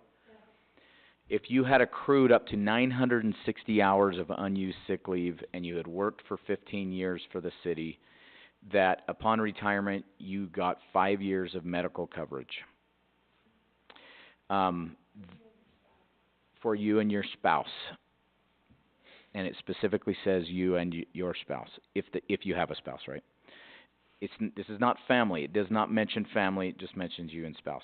That's a key component when you start thinking about potential costs, right? Because a family plan is different than a double coverage plan. There was obviously some intent to edit this because in 2012 there was a resolution by the council who sat at that time. They came back and they edited it. There was no mention at that time of the 960 hours. What they did edit was they added the sentence. Oh, in the original version it said unless you have Medicaid or Medicare. Or access to any. Or, oh, yeah. It was in 2012 they added the language I'm paraphrasing. We can get to the specific language if you want to. Or coverage from subsequent employment or access to other health care. So the problem with that is, one, they ditched this idea, or did they ditch it? I don't know. They just didn't mention the 960 hours. It seemed to rewrite the policy, but it just said it didn't say 960. It said if you have other health care available because of Medicare, Medicaid, other subsequent employment, or other health insurance. So the question is there were some employees who were given the impression at that time by legal and by administration that they had, since they had 15 years at the time and they had 960 hours, that they were vested to that old policy. Right? The policy itself and the changes don't say everybody from this point forward this doesn't apply to. It just said this is the new policy. Another question is does this have a cash value, or is this a safety net only? What's its intent? When it says other insurance available, what does that mean? Does that mean that it's available for you to go purchase, or you literally have other insurance that you already have? That's another vague thing. What if you can go buy it? Now there's such a thing as Obamacare, and I know there's a real name for it. I don't remember the fancy name for it. But Obamacare says that insurance is available to everybody. But was the intent of that to fund it, or was the intent to just make sure they had some options? They used to have COBRA. Some people have had experience with COBRA. That was something that you could do. Now you can go and get Obamacare and you can go to the marketplace, and some people pay a whole lot, other people pay a little bit. What is our intent with this? Here's the final question, and then I'll get into some options that we can consider. The final question is, what if somebody has insurance at the time of retirement, some other insurance, Medicare, Medicaid, other subsequent employment, and then a couple years in, they lose that insurance? Now, we thought, well, maybe could they come back on our insurance for that 5-year safety net? According to PEHP, they cannot. They have to stay, we can have a retirement plan that allows somebody to stay on, but once they come off, they're off. They can't leave and then come back on, or they can't terminate from us and then 3 years later come back on. That's just not even an option with our current health care provider that we have. So if we wanted to do that, would we create some sort of a mechanism to provide insurance? If our goal is to have a safety net, we would have to figure out how to make a safety net work financially. So these are some options to consider, or we can come up with new options, but this was explored with our rep from Hub, with Bill Phelps. He says, for one, you could keep the current policy in place for current and future employees, but better define these vague things, right? 2, you grandfather all existing employees into the whatever we say it is, and new hires are a tier 2 type employee. They just don't qualify for this benefit. 3, you grandfather those original employees that maybe had been vested. Everybody from that point forward, you say what's going to happen to them. Then here's some creative ideas. You monetize each employee's accumulated sick leave hours.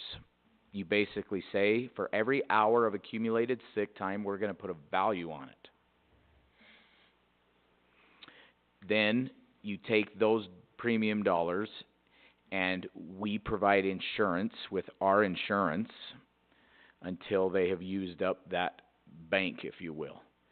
And to somebody who had 15,000 or 1,500, sorry, thousand's impossible, 1,500 hours, that would maybe buy them 5 years. To somebody who has 300 hours accrued, that may buy him 1.5 years. That's an option. Another option is you retain the same policy in place, but you require the retiree to pay any difference in premium as the renewals go up. That exposes, that limits our exposure to, I mean, this year it was a 5.5% increase. Next year it could be a 10% increase. One of the things that has kind of freaked people out as looking at this policy is, how much is this going to cost us? I mean, in today's dollars, with today's insurance, projected 5 years, it could be somewhere around $90,000. I don't remember the exact numbers. We talked about it. But what about next year it goes up, and next year it goes up? I mean, that may be $150,000 by the time you figure 5 years and all the increases. So that's what this option is it would say, okay, any increases the employee would have to cover out of their own pocket, or the post-retired employee would have to cover out of their own pocket, not post-retired, retired. Finally, the last option that was thrown out was you monetize each employee's accumulated sick hours, back to that concept, set up a health retirement account. This is a bank account that they have access to, and allow employees to go acquire their own coverage and pay premiums out of that account. When it's gone, it's gone. We don't know for sure if that one is legal, because health retirement accounts are designed to be a supplement, not something that we just put money in and they pay their premiums out of, but he was going to check into that. Can I, on that health retirement account, no, it's a health savings account. We can give so much per year when they retire, if we, or for the years of service, you could say. There's a health savings account and a health retirement account. They're two different things. I have HSA. Right, we most of us do. And when I retired, it was $3,800 I get to pay, and it doesn't go up, or, that's it. Mm-hmm. And they pay for my Medicare and prescriptions. But I think we need to put a retirement year, like 30 years, 28 years, before they get all these benefits. And you could use your unused sick time towards years of service.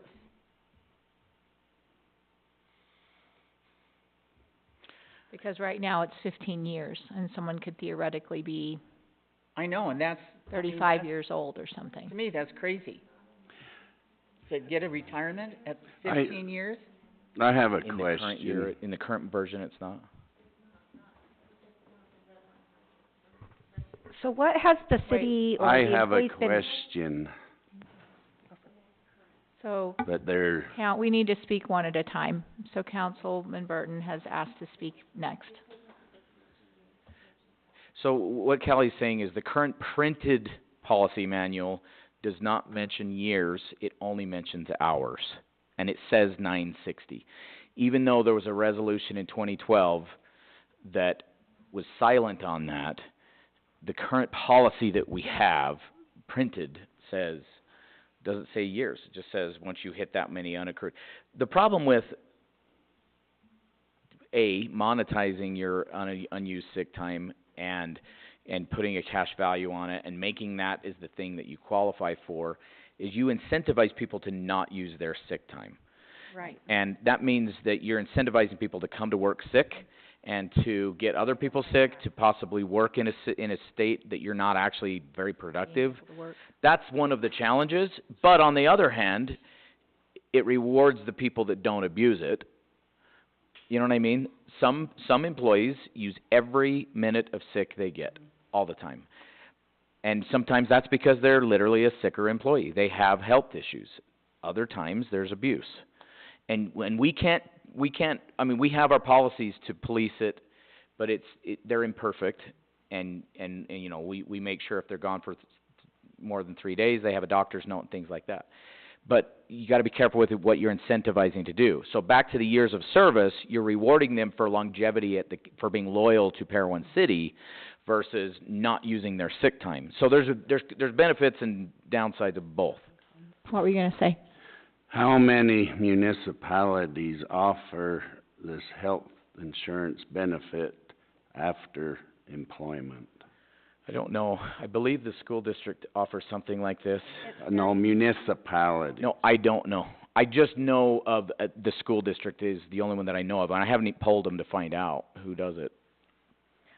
I know the county doesn't, because I Well, I came was from the county. asked to research this, and I think we have three separate issues. One, I think Councilwoman Downey stated it. What is the appropriate number of years?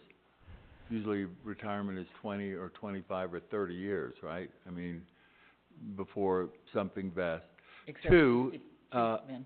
what's that? Police have a different, Tier 1 is 20, and then the legislature, Tier 2 is now 25. Yep.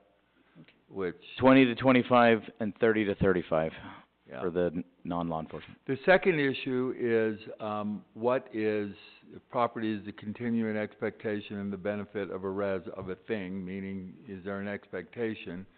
It's been an issue that's been debated and discussed nationwide, and this was one where municipalities and counties and entities paid out thousands.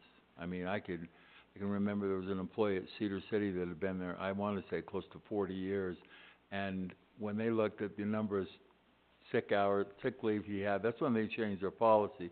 The trend nationwide is that sick leave is for people to use when they're sick. It's not monitorized. I talked to Cedar City, and they say they have so many sick hours a year, and it's that many, and if they don't use it, that's great for the city.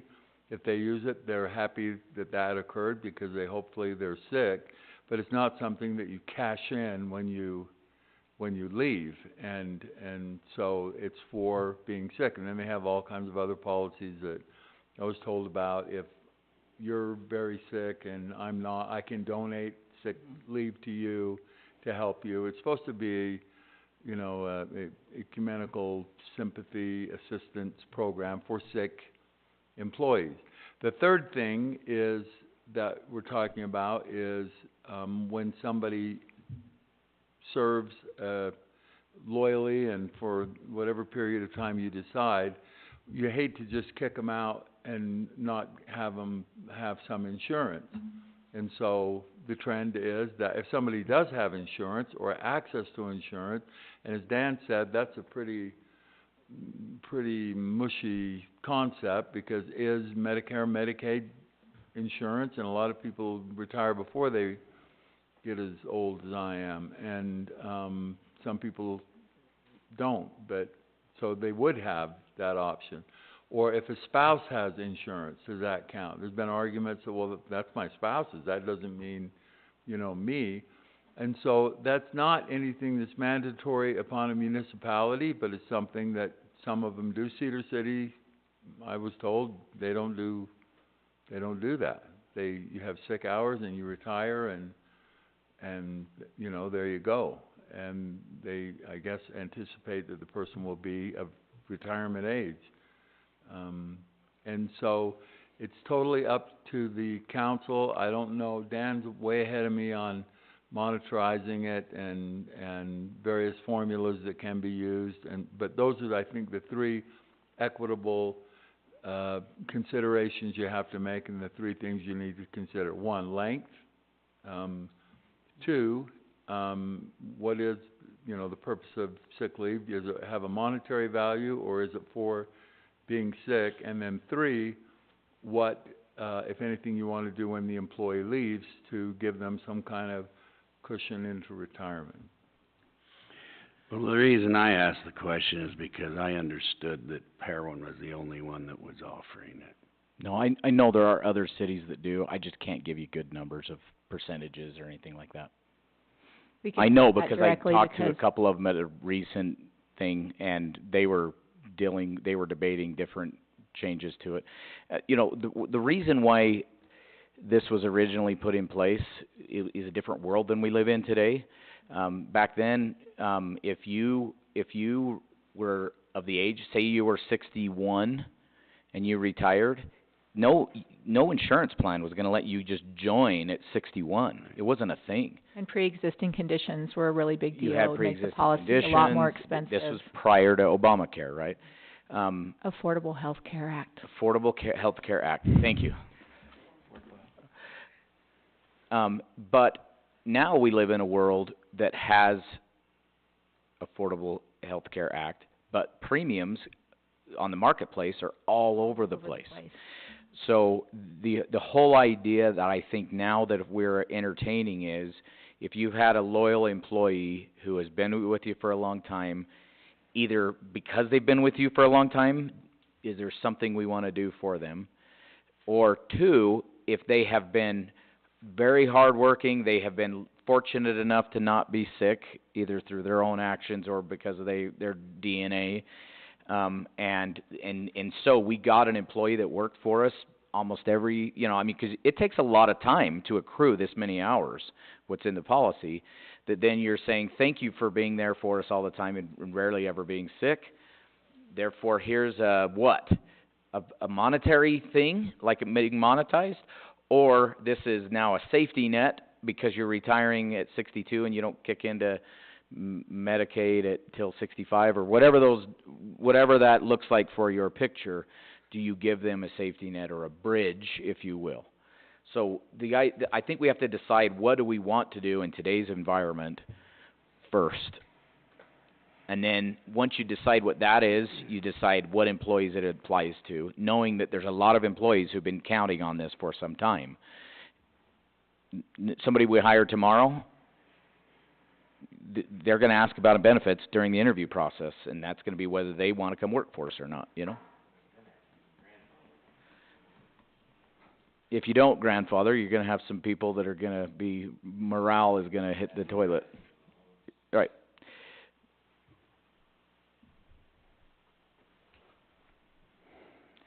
So the consideration on the table is tonight, are we trying to make a decision on this one, or do we need to just state We don't have to make a direction? decision on it, but we do need to clarify this, I'd say at least in the next month. We really do. It's too vague. There's too many interpretations. Everybody's digging into minutes and trying to figure out what was this intent, what was that intent. We just need to clarify what we're going to do.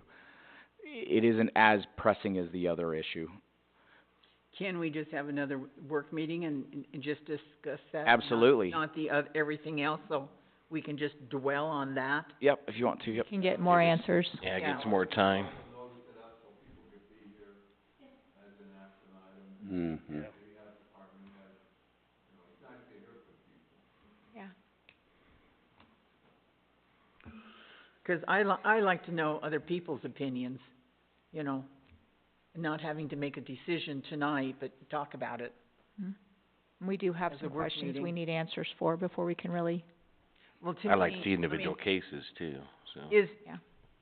Dan, or maybe Callie can tell me, 'cause I don't understand everything, but the insurance, you know, what you have here up on the screen right now, okay?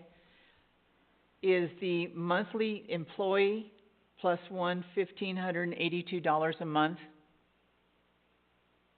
If you're on the traditional plan. Okay. If you're on the Star plan, it's $13.90 a month. That's current rate. Okay, But we do an HSA on the, but, on that. That's the premium only.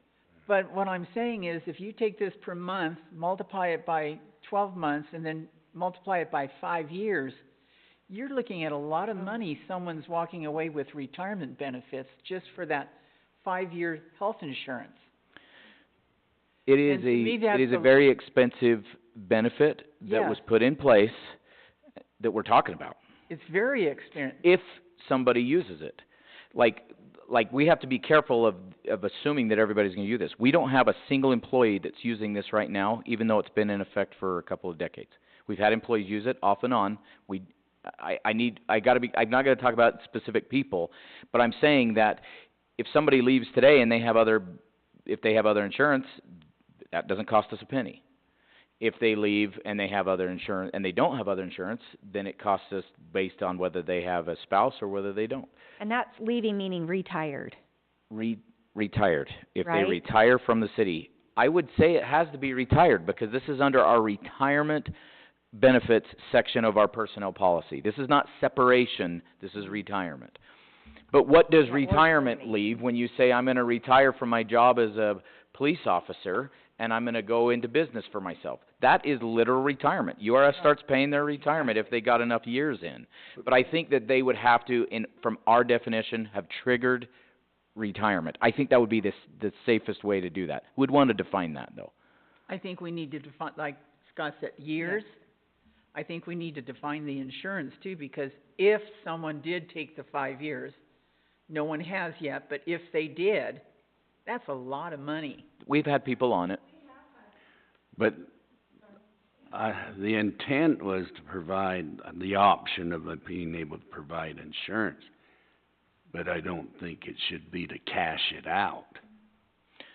Right. There has never been any mention of a cash value before tonight, looking at an option to monetize it. But that would be some compromise from the full exposure to 5 full years at an increasing rate.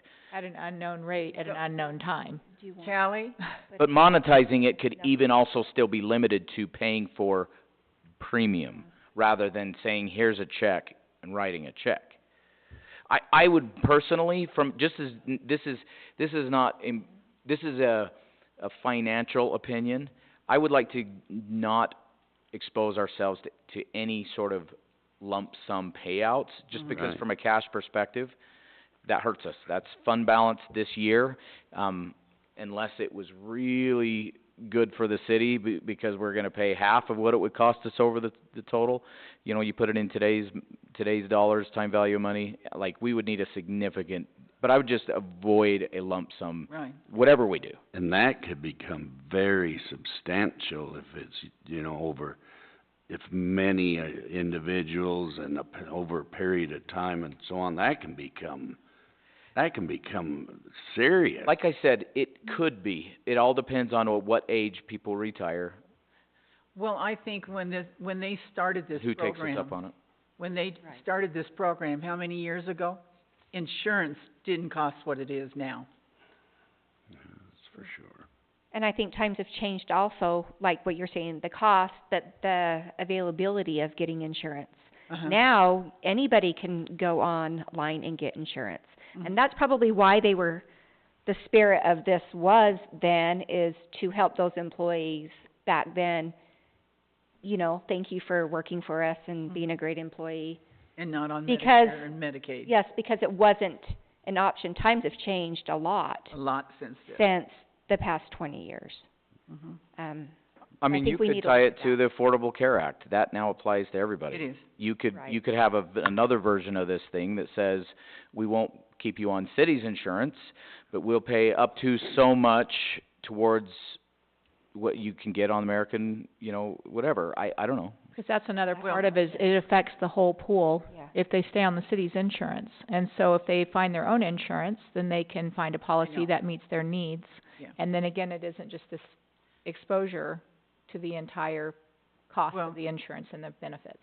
Right. You want me to make it, I mean, not you wanting me to, but can I make a motion to table this section? Well, we moved it to the action with the stipulation that we would take action or not take action, so I don't know that we really need to. Can't you just take pieces out of it? Yeah, we already took action on We that. already did. Yeah. If you wanna table Oh, this we one, did. Okay. table it, yeah. I think we need to table this section so we can discuss it further, because I think there's a lot of things involved in this. And I also feel like if we need to do a special work meeting, That's what I think we need to do. to do that, I say we do that, just so that this is the only thing on the table that we have to use our brain power for. That's exactly it. And we could bring Bill Phelps here and, you know, he could answer And questions. let me just add, just for the record, the way it is currently crafted, and again, I'm not disparaging prior administrations, but it's unfair to the employees and it's unfair to, city council and the mayor. I mean, we've had, well, they don't have the full 960. Well, can they buy the other 40? I mean, the minimum retirement years, and then what does it mean unless other insurance, it's just untenable. Yeah. And we need to redraft it like we do and will the, vacation policy, and it needs to be written and signed off on, and we need to have a meeting with employees so they understand it, current and prospective, and so I think, I applaud you for doing the hard work of cleaning things up.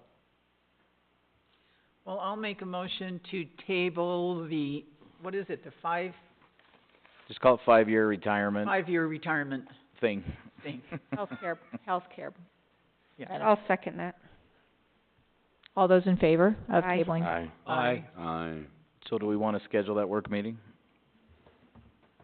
Everybody get your phone. Sure. I don't have mine. I'd just like to know what our plan is moving forward, if we're gonna table Well, I it. think we need to do it soon. Give it a month. Like, how soon do you need this situated and done by? Like, reasonably? I mean, I know I'd what- say let's not put it on the back burner, 'cause No. it'll just wait till it's impending. Can we do it the first part of next week? Yeah. I don't think we should wait long. Just depends on everybody's calendar. I'm clear. I don't have my phone, so I can't find out. Unless the mayor lets me run out to my truck and get it. Absolutely. You want a walkabout? Don't run, David. You got spurs on, don't run. Tuesday and Wednesday, I have, like, prior commitments that I cannot reschedule. What about Monday? I'm fine Monday. No, David?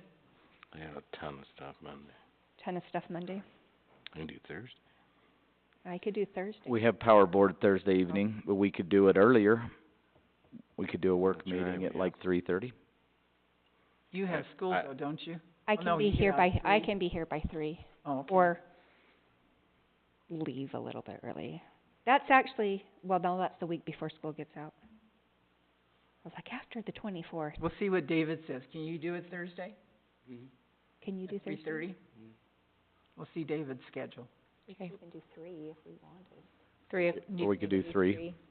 Like, we could just do 3 o'clock. Let's do 3, that way we're not, it gives us a little extra buffer Okay. between power board.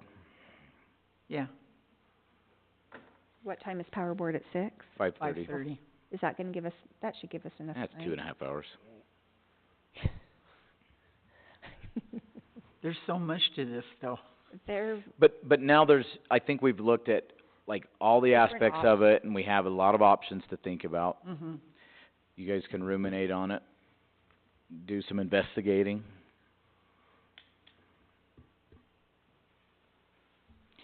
Thursday at 3, Dave, how does that work for you? Thursday at 3. that'd be like the 16th. we just like to hang out in here. And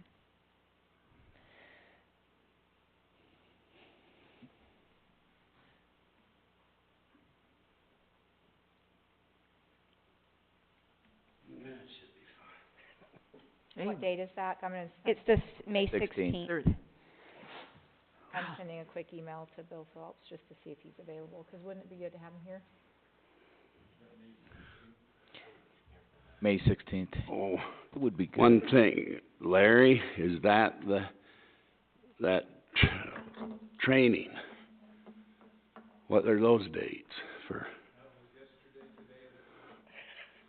Well, I guess I don't have to worry about it. Oh, yesterday, today, we're in the throes of it, is what he's saying. The one in Wondered what St. happened to George? you. No, it's in Cedar. No, the one in St. George. That was, I don't know, May 16th. I better put this on my calendar, or I'm gonna, it's a busy week. Yeah, 5 county. No, so I guess it was, all right. Well, I guess I missed it, so we're good. I've been Are busy. you okay with 3 o'clock on that 3 day? o'clock, okay? Yeah. That be Yeah. okay for you? 3 o'clock, you said. All right, So, game on. do we wait for the vacation payout, or do we talk about that now? Well, we already did that one, and It's Oh, we did done. do that, Yeah, yes. we it's made a motion. done. Excuse, I'm just going down your list here, so that's why. Yeah, we did them out of order, but it's done. So is there anything else on employee benefit discussion that we need to touch base on That's tonight? the only thing I had. Am I missing something? Nope, I don't think so. Not on, I think, for Yep. tonight. That's the only thing I had. Okay, we are now going to move into our work meeting. And we are going to address water ordinance code amendments for turf removal qualifications for state programs. Okay, so this is a work meeting thing, but we need to wait for planning commission to do their public hearing. What we're talking about doing, and that will be next Wednesday on the 15th, this is the plan. And it's gonna be up for debate, obviously, and I'll tell you about our discussion in water board last night.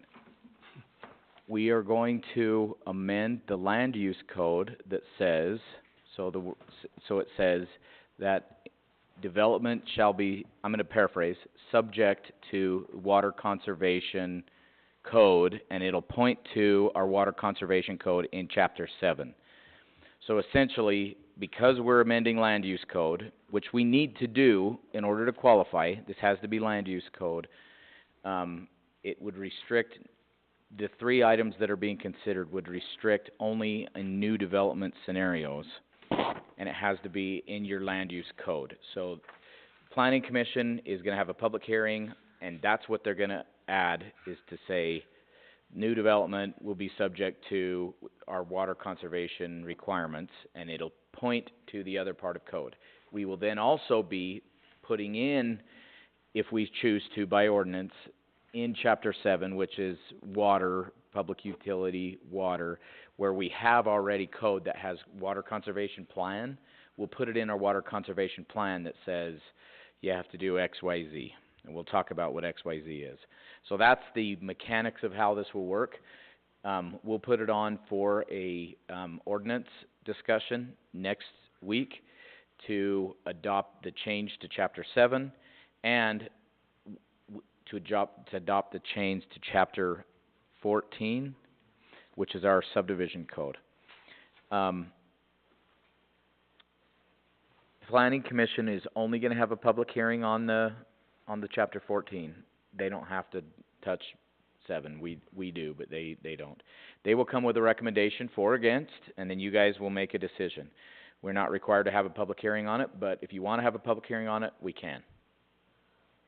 So, it went to water board last night because this is a water issue, and they're like, do we have to make a recommendation? And I said, you don't have to make a recommendation, there's nothing in there that says that you have to, we're just, because it's related to water, we're bringing it to water. The water board was just stressed out, deadlocked, I don't know how to say it, John, we talked about it for an hour, the thing that they had hesitation about wasn't on water-related issues, it was about really land use and how restrictive, it was more of a political argument they were making in their head, how restrictive do we want to tell people what they can and can't do? Which really isn't a water thing, 'cause we want to conserve water. And I says, well, guys, if you don't feel comfortable making a recommendation, don't. They didn't. They chose to not make a recommendation. So we're gonna get nothing from water. This ultimately is gonna come down to the decision of the city council of whether we want to restrict what people can and can't do with the minimum requirements on landscaping related to sod. And I can read what those are, but we did talk about it. Do we need to go over what they are again? That's just going forward. And it's for new not- construction. It would be for It's new not for development. New existing development. development. It would not affect any existing people. They would not have to take it out. Like, I'm not gonna have to wrap up. But again, to reiterate why we're having the discussion, we have citizens that would like to participate in a Utah Water Savers Program turf buyback, where they get $3 per square foot of turf that is removed. Real turf, like, it's not like if you have a dry patch and you got a little plant, little sprig there. Like, they actually have a guy come out and look at it before they pull it out. Then they pull it out and they come back and look at it afterwards and say, okay, yep, looks like you did it, you qualified. They get a check from the state. But in order to participate in that program, we have to have some water conservation, specifically a minimum of these three things in our land use code for future development. That's the discussion. So who monitors, they turn right around and find grass again? There's no provision for that. We would let the state enforce that. And they get $3 a square foot Up to to tear up three. their And lawn? it doesn't Yeah, but attach when you any- realize the cost of putting in additional landscaping, this is not an incentive that people can game the system and make money.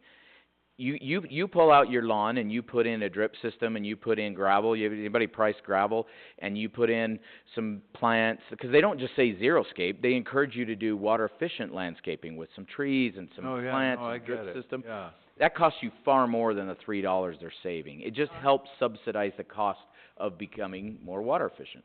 I think, Don? Yes. We did that in Vegas with our, 'cause we had big yard in the back. Right, We did it, we got $2 a square foot from the water district, uh-huh. which came out to be something like $2,000, and it cost us $10,000 for all the landscaping. Nuh-uh. Uh-huh. Why'd you tear the grass up? Save water. My water bill was like $250, Okay, there you $300 go, a all right. month. There you go, there's the cost, That's why. yeah. So what did your water bill, did it really impact your water bill a lot? Oh, yes, very much. It went down to like $15.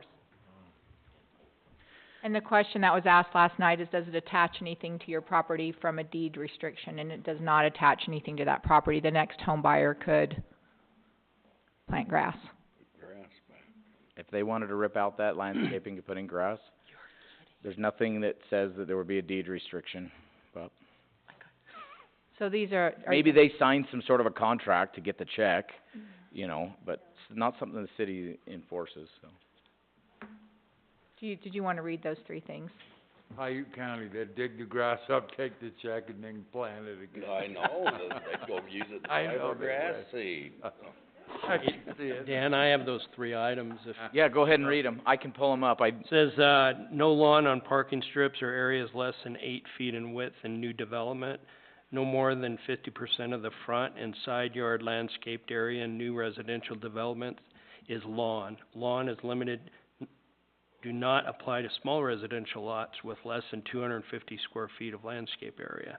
In new commercial, industrial, and institutional multifamily development, common area landscapes, lawns areas shall not exceed 20% of the total landscape area outside of the active recreation area.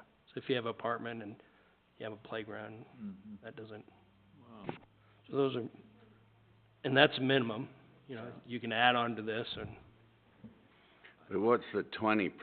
Is that of the whole, or, In a In a commercial, commercial, industrial, or multifamily yeah. so that's the entire area that could be landscape. landscaped? Yep, it's all Including based the on recreation. restricting turf in new developments. I'll be darned.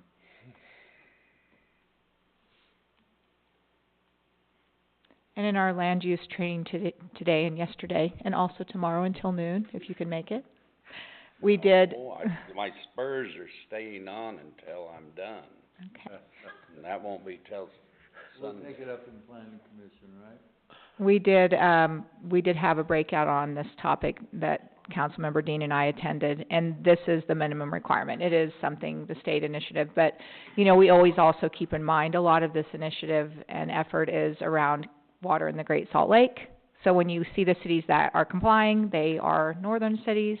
There wasn't one complying yet in the southern part of the state.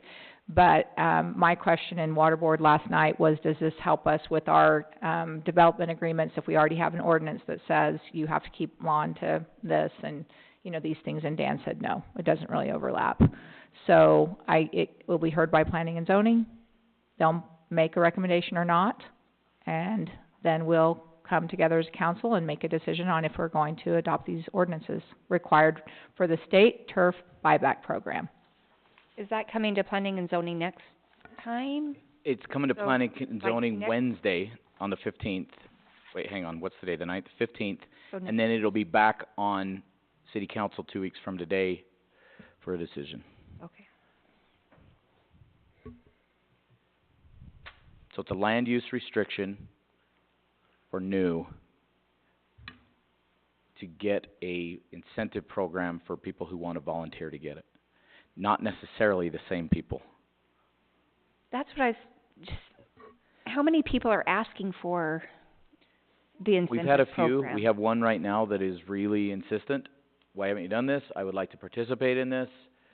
When are you gonna get this done so that I can participate in this? I don't know how many more. It's totally like Dave's question about cities that do the other. I have no idea. Do we have 200 people that would take advantage of it, or 5? I don't know. It's like, how long is a piece of string? Right, we I don't know. But we do know that by putting the minimum on there, it will do 2 things. One, it will help us conserve water, but it will restrict what people can do with their property. their With new development. New. What So new like that, development- so if we put this into effect, I go and build a new house, which I'm not, that's gonna restrict what I can and can't do with my own property In your new house, yep, in my new house. it's true. No, I don't necessarily like that. Now you can understand what you're weighing I know. here. Like I get why we're doing it, but I don't And like in case anybody wants to restricting know, people. city council is a tough job. Oh, no, it's easy. But you have, I mean, except for probably rural Utah, most all the cities have some kind of a plan with the water restrictions. I know, but I don't live there. Most, No, that's what I said. there are the list of cities, you oughta go on and look at the Water Savers Program and look at the list of cities that are doing it, and it's a sizable list of cities. I don't know rural versus urban, but my guess is more urban. This is a thing, right? That most cities are doing, they're pushing for. Water's the new gold. Water's the new, it's always been gold in the desert, but right now it is a hot topic, yes. And you can look up the detail on it on the state website on the turf buyback program if you wanna just do some research on your own and learn a little bit more, in the meantime. Did you write down that website? Well, I don't have my notes from today. I scrambled getting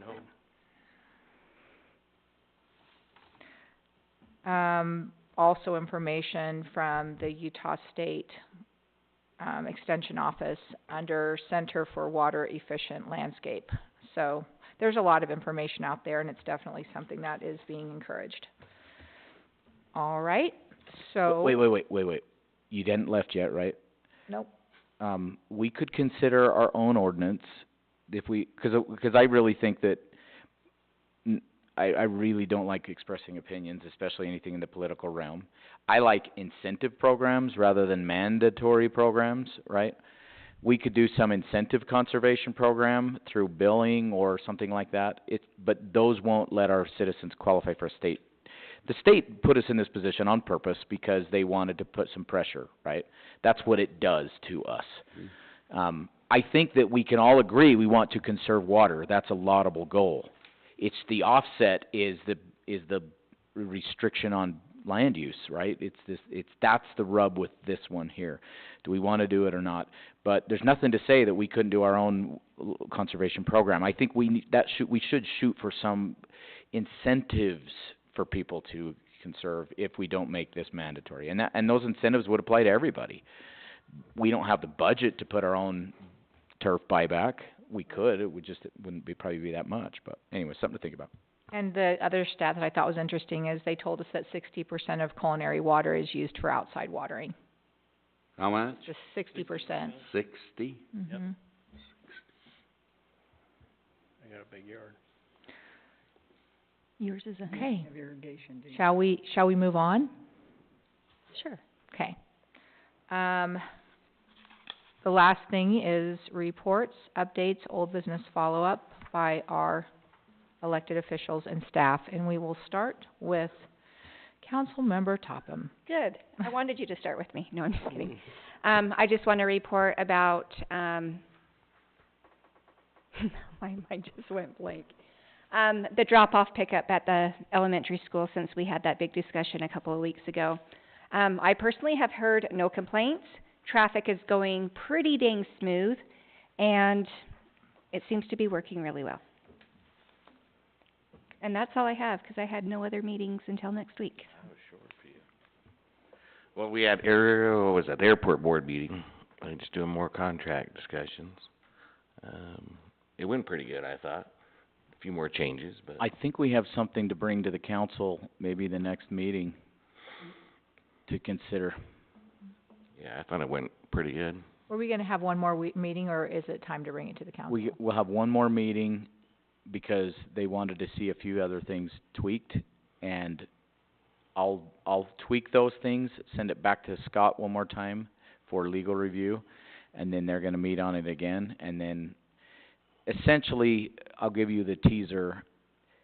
They would like to have the most recent contracts that are in place that are better than the oldest ones. They're like, everybody isn't gonna fight you as long as you don't try to change those when they hit their renewal period. If you wanna change the really old ones, that's understandable, and if you wanna make it apply to all new hangars, that's understandable, but you're gonna have a fight on your hands if you try to make everybody renew to the newest version. I think that we could probably live with those that are on the newest version. It's not as good as the new contract that we created, but it does have some safety gaps in it that some of our biggest concerns. There's also some legal problem maybe with forcing them to sign the new contract, and we can get into that. So this may be a decent compromise with, I'm gonna say, our longtime partners that have been with us for a long time with hangars out there. We're planning on increasing the rates according to whatever contract they have and its allowance to increase the rates. We're gonna do that this year no matter what. This wasn't about the rates.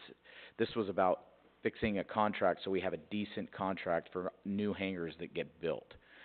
And we do need to increase the rates because depending on how you look at it, from a sheer budget standpoint, we do subsidize the airport. And our goal is to get to that airport to a neutral, non-subsidy type thing. And we haven't increased our rates forever. And they know that. And they're not arguing that. They're not arguing that. They're arguing we don't wanna be forced to sign a really restrictive new contract. So, anyways. I couldn't have said it better myself. Thanks, Dan. Since all I I jumped got. in there like a ninja and took over. I had it written down as a thing Barb was gonna say too, so. Check. Is that all you have? That's it. All right. Last Monday, had a great day, with the Arbor Day, sort of a shout out to, Linda Smith.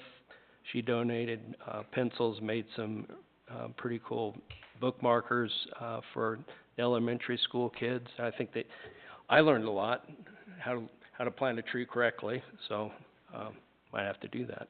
And, then attended, well, I went to the water board, but I'll wait, Dan can kick on this one, 'cause that's all new to me.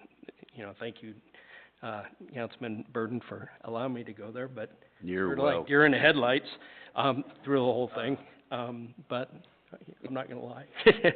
And, attended the American Planners Association, yesterday, today, and tomorrow, and learned a lot. You know, that's why I went. You know, I'm not a planner, but I think I was probably the only city council person there. Sorry, I put it on the wrong place on my agenda. And then, like I said, the water board, they discussed, well, I'll let Dan kick this one in. They beat that one, pretty good, that, I'm gonna wait to be invited. I'm gonna wait to be invited. Okay, landscape I jumped over Dave. program, and then, the groundwater management plan, and then they went into the pressurized irrigation, plan and talked about, updates on Dry Canyon Pond Project, update on recharge project. And you can kick in, because that, you know all about that.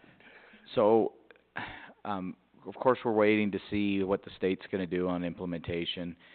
There was quite a discussion, Dave, you missed it, on the groundwater management plan. We all kind of talk about this a lot. But the water board would like to have us hold a meeting. We invite all the farmers, everybody, but really specifically, we wanna make sure that the large water, underground water right owners come and have a meeting where we explore some ideas that we would like to propose to our legislative delegation. But not have them there at the first meeting, but come up with some ideas so that we can get on the same page, and then have a second meeting and invite Rex and Evan Vickers and Carl Albrecht and maybe even other close rural communities and say, okay guys, we would like you to run a bill.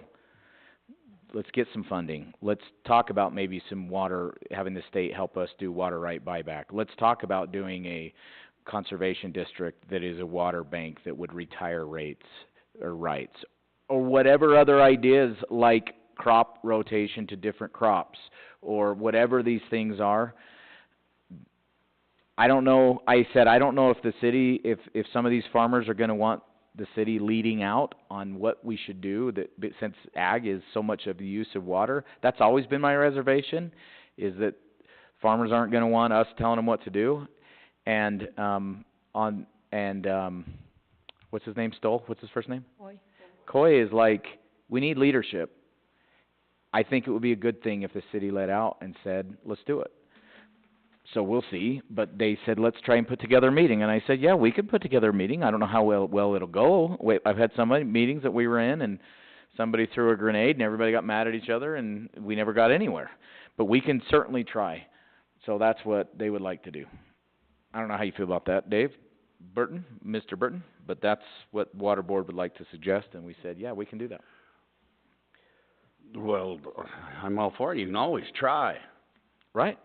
You can always try, but I've been there, done that, and I know some of those grenades are, so. Is that a good way to say it?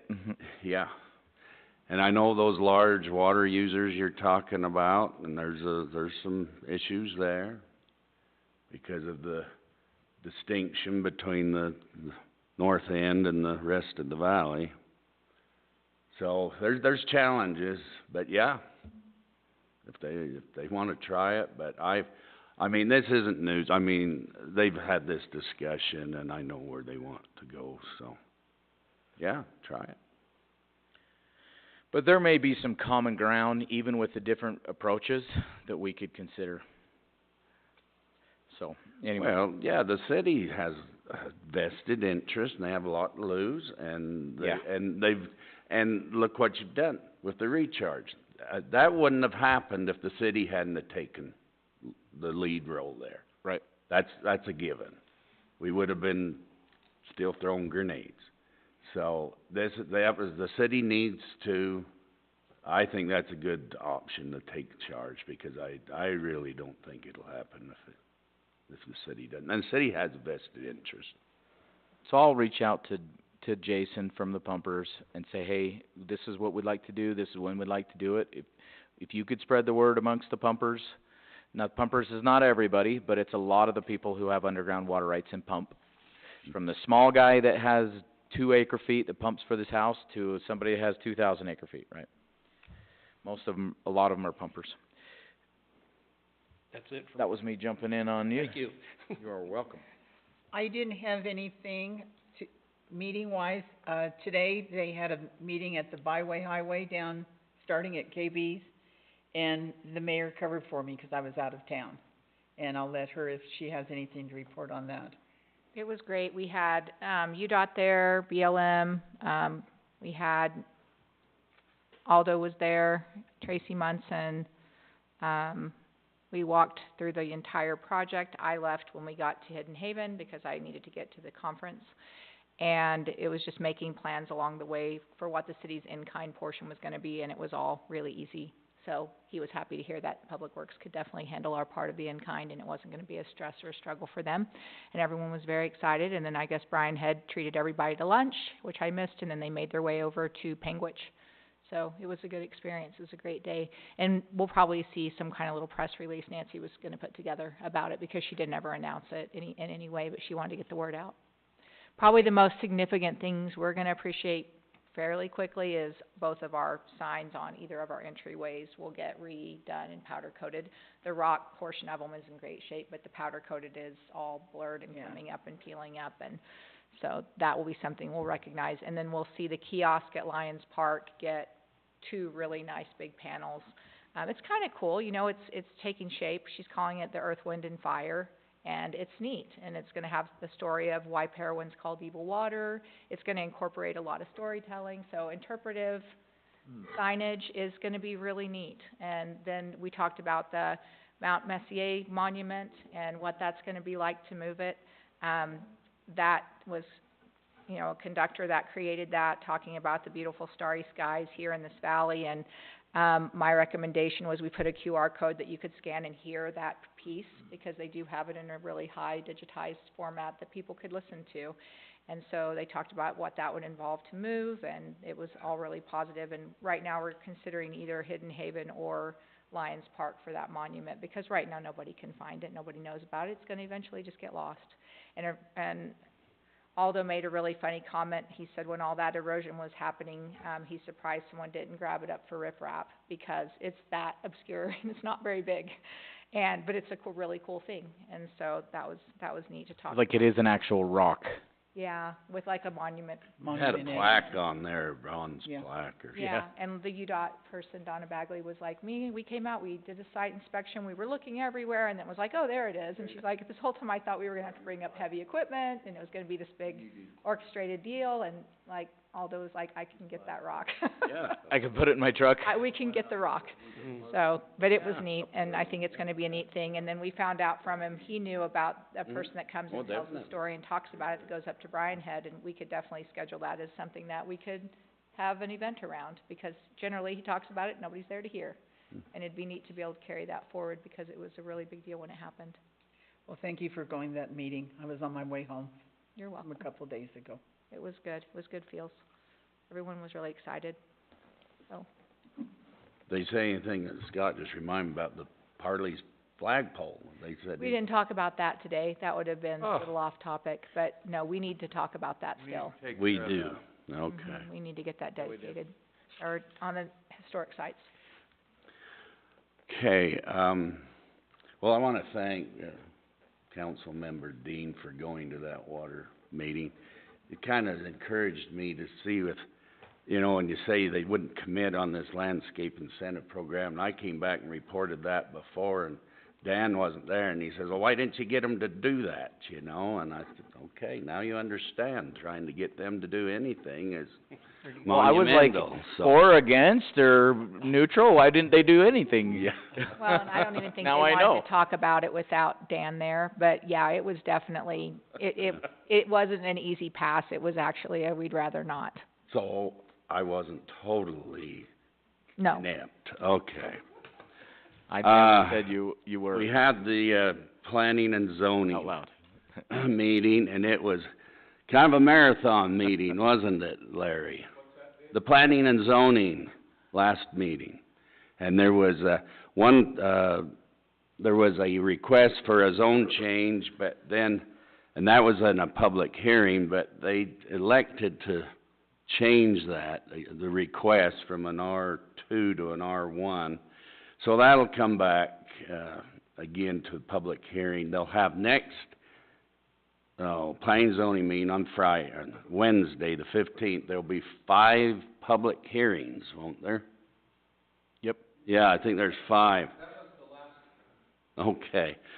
So they talked about the zone change, and then the conditional use permit to allow manufactured homes on, down by the interchange, that south interchange.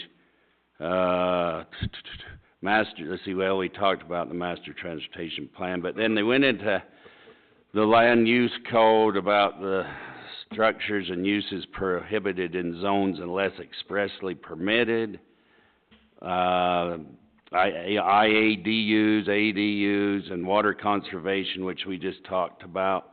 These will all come next Wednesday as a public hearing. And then to council. Then to council, yeah. This is just the formality where they'll be to come to planning commission, and then all these will have to come to council following. There was a discussion on, what was that? That proposed residential construction, but it didn't go anywhere. That was kind of disappointing, so, I think that was all I had from planning and zoning. Do you have anything else, Larry? A couple quick things. Okay.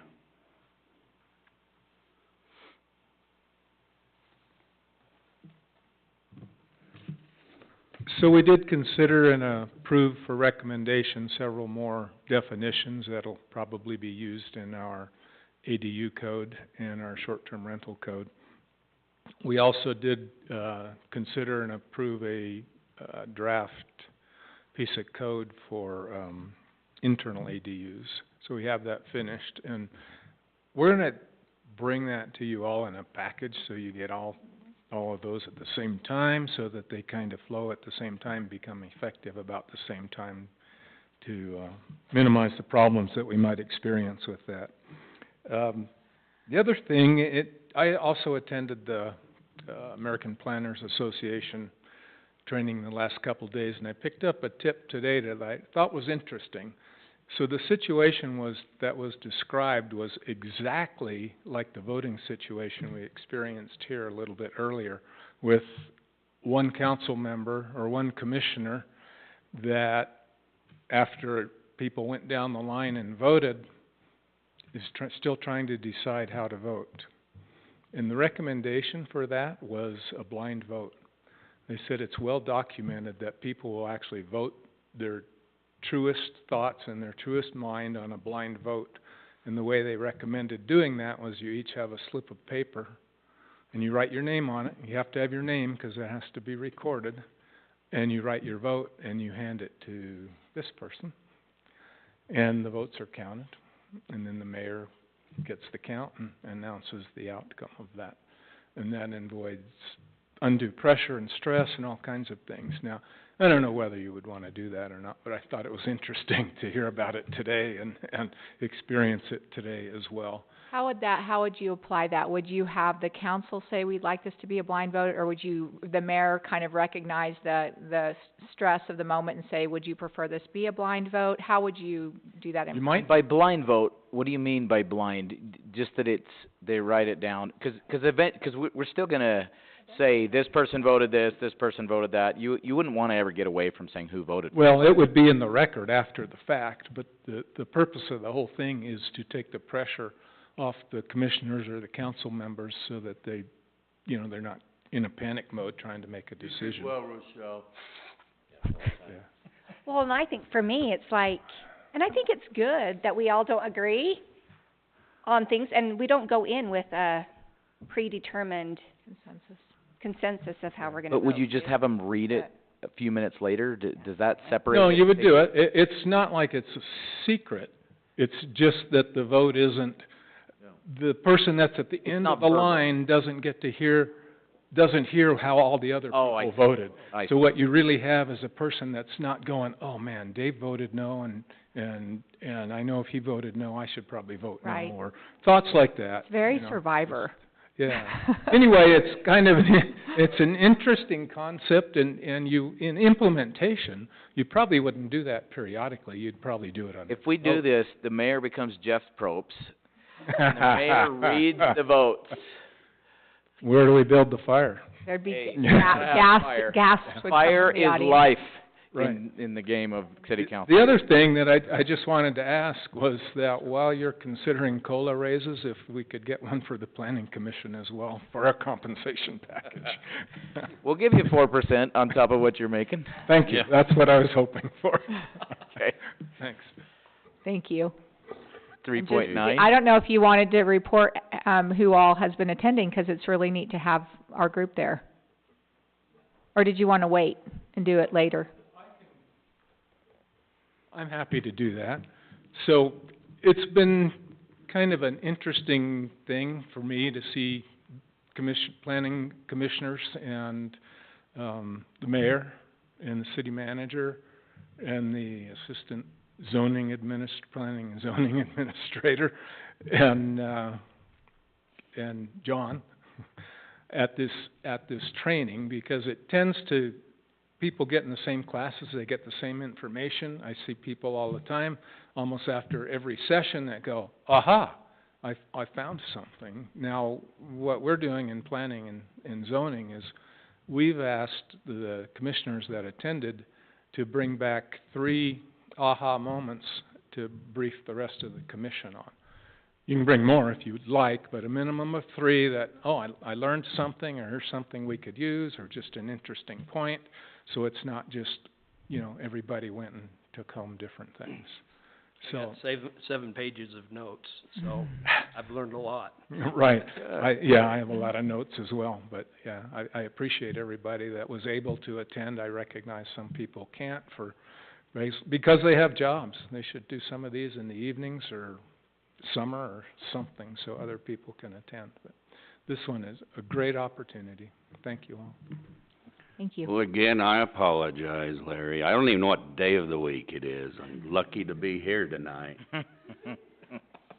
When, just in water, I've been traveling back and forth through the gap, and that water's running down to the lake. So, Dan, do you have any report? I missed that meeting yesterday morning too, on the recharge. We have identified a primary route, Plan A, for both pipelines. We're now going to be potholing and locating utilities to look at the utility conflicts, because both of them could move if the utility conflicts are too great or too expensive. But we are fine-tuning the site. We are gonna go on a field trip down to a diversion that's on the Virgin River that Alpha designed. In lieu of our meeting in 2 weeks, we're gonna go down there and start in their office and then go out and look at that. I'll talk to you about that. On the 22nd. On the 22nd, and then, we finalized those 2 routes, and we're gonna be potholing and looking at them to see what sort of conflicts there are. And those 2 routes are down 300 south to the old sluice box that's there right now for that route. And the other route is the original planned route that is down around the north side of the cemetery, up that residential road, around the fairgrounds, and then back to that pond and down. 300 East, basically the only way to make 300 East work is to dig it right down the middle of the road all the way down, which would be incredibly disruptive and incredibly expensive. Even if we only go to where the fairground entrance is, it's still very expensive, and conflicts the entire way. You're digging side by side a high pressure gas line the whole way. Like, you hit those and people get killed. Like, we gotta be real careful dealing with that. We're gonna be crossing it and dealing with it on both routes. But that is we had to look at it before we moved on from that, so we'd looked at that. Plan B would be to go actually on the south side of the cemetery and east side of the cemetery. But in order to do that, we have to move the diversion up higher in order to get the hydraulics to work. And it's still not gravity fed the whole way if we do that. We would have a part where we'd have head pressure and pump it up. which means they have to put additional things in to clean it when it has to be cleaned, 'cause this is dirty water that is gonna be pushed through there. So that's Plan B. Plan A is the original route. So anyways, that's the update on that, but we're moving. Thank you. Can't do it fast enough. No, the water's making it to the lake, big time. That's all I have, I think, so. Okay, what are you gonna take off my list? Okay, if you have driven by our new pickleball site in the last 2 days, you will see that, there's a lot of work happening. A lot of work. We've been moving dirt, we installed a new pipeline, it has been put in today, it will be put back into, I think they're gonna get it up and running by today or tomorrow. That is the line that feeds the park out there. But we've already been moving all of the topsoil and the gravel off. We did that first, then they ran the new pipeline. Now we'll go in and fine tune the grading, not fine tune, rough tune the grading, and then we'll have it resurveyed, finish our master plan for the site, then we'll go to bid. So we're moving on that fast. That's exciting. Pickleball, we met with Todd, Mayor of Paraguna, out on site, fine-tuned a few of the last little things. He should get us a set of plans. We're gonna have a local surveyor go out and actually stake it according to that plan and lay it all out, and then we'll start moving dirt. We are meeting and getting materials put together. Of course, both of these projects, we have grant funding that will expire by the end of the year, so there's no doubt we're gonna get them done this year. So you didn't say bike park, but it was both at the same time, kind of working this week. Did you Yeah. ever say bike park? Yeah, I said bike park. We said we met with Todd out there at the bike park, but, yep.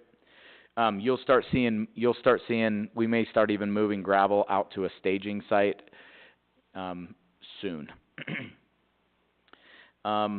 Tentative budget, now that we have these last few things ironed out, we will get that finished and we will file it. What does file it mean? Well, we'll email it to the council, so you guys have a copy. We'll put it on the website so people can look at it. 2 weeks from tonight, we will have a presentation on the budget. 4 weeks from tonight, we will vote to approve the final budget. That's our budget plan. That's the last time that we can, if we're following our, regularly scheduled meetings, do those two things without any special meetings. That's why we really needed to sew up these things tonight. We'll have a public hearing at the presentation in 2 weeks. So we'll present it, have a public hearing, and then we'll give 2 weeks of space in case there's anything you wanna change, either because you've been thinking about it, or because the public comes in and says, you're idiots, you should do this different or that different, and you happen to agree with them, then we'll change it before the final. The only thing that would stop us from adopting it on that time is if we were gonna trigger tooth and taxation and then we get more time.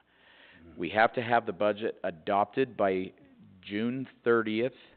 However, we have to adopt our tax rate by June 22nd. So that meeting is the last time that we can finalize it so that we can adopt our tax rate without a special meeting. So that's the budget update. I talked with, if you remember, there was a public comment, a colorful public comment a while back about our pool heater. And I have been working with a gas company for months. The person I was working with left on maternity leave. I didn't know that. They stopped answering my calls. Come to find out, I finally figured out why they weren't answering. And that's the design development person. She went on maternity leave. So anyways, went around. Finally today I got with the head guy and he said, listen, we're not gonna stop you from doing what you're doing. However, if you have problems, we can go in and red tag your heater. The concern is with the heater. This is what, as I discussed with him, he said, if there is a problem, we're gonna look at what the manufacturer's recommendation is for the heater itself. So and if you look at the manufacturer's thing, it says that it needs to have certain spacing for combustible materials. talks about how much space you should have above it, and if there should be coverage. Well, if you remember, it was in a roof, and it was surrounded by chain link, even a smaller area that it is, and it was chain link with privacy slats, with a little bit of an opening above or beyond. All we have done is moved it. We put a roof higher than it was, and we have wood slats with a gap in between them, not a big gap underneath, gap above. We haven't really changed the position other than we moved it a little closer to the public that's swimming. We moved it farther away from the public that's walking past it. It's an outdoor heater that is what is called it's an open vented heater. It doesn't have a vent port which goes to an exhaust. It just vents right out of the top of this thing. So he said this: we're not going to tell you you can't run that heater and that you can't do it there. We do have to give them access to the meter 24/7. So we're going to put in a doorway there and put their padlock on it. So the gas company will have the ability to get in and turn off their meter. Red tag it, whatever needs to happen. But he said, I strongly suggest you get a new heater. So that's actually not the most radical idea, since the heater we have is quite old. It isn't vented. Glitchy. It's a glitchy. It's not super efficient. So I looked into them. We could get a new 1,250,000 BTU heater. Cost us around $28,000 to buy one. Of course, we would need it professionally installed. It would need to be vented. I think it's something that we need to look at maybe for our next year's budget discussion. He also said, when I was there and I looked at it, he said it's got a lot of soot buildup. You can tell it's old and it's had a lot of use. It's probably smart to plan on replacing it from a capital maintenance standpoint before it fails in the middle of a season anyways, and it's failed and now we just have no hot water. It's probably nearing the end of its life, so it's not the most radical of an idea to say let's do it. My thought was we need to do some better exhaust for the showers themselves, to exhaust up through the attic and out. While we do it, why don't we put in some exhaust that comes out that would allow positive flow to push that out. Now the problem with CO2 is it's heavy. It doesn't always just rise and go out, but you would create better airflow if you introduced big exhaust fan up in the attic pushing it. We could probably space those slats a little wider apart. We could, if we wanted to, we could actually build a more solid wall between, and you're only supposed to have, according to the heater, 3 walls, or 1 wall for a windbreak, and it should have, the other 3 walls should be open. Well, I'm saying they're as open as they ever were, and the only solid wall is the brick wall, but we could probably increase it a little better. We certainly wouldn't want somebody to get sick. If somebody gets sick, they would probably red tag us.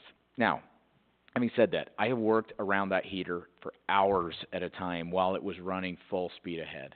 Yeah, and there's wind, there's wind that comes through, and every once in a while you catch a whiff of exhaust directly in your face as you're working around it. The concern would be if you had an employee that was like, I'm going to take a break, and there was no wind at all, and they were getting a little extra dose and they might get sick. And if that happens, boom, they could red tag it, and we have no heater, right?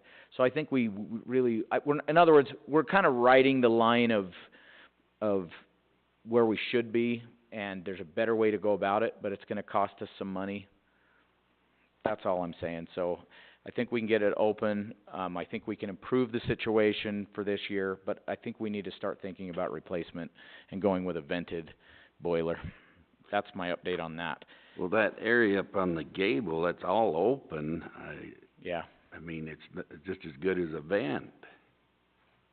Yeah. It's just that a vent would take it out the roof rather than in that space. Well, I'm thinking it goes outside. That thing puts out a lot of CO2. No matter what we do, it is going to be located near the pool, and it's going to put out a lot of CO2. Well, I mean, you can't get away from that. Like, our facility isn't super far removed from our pool. It just isn't. Like, we're kind of limited to some constraints that are there. But we can make it better, and I think when it's time to replace it, we can make it even better. That's my...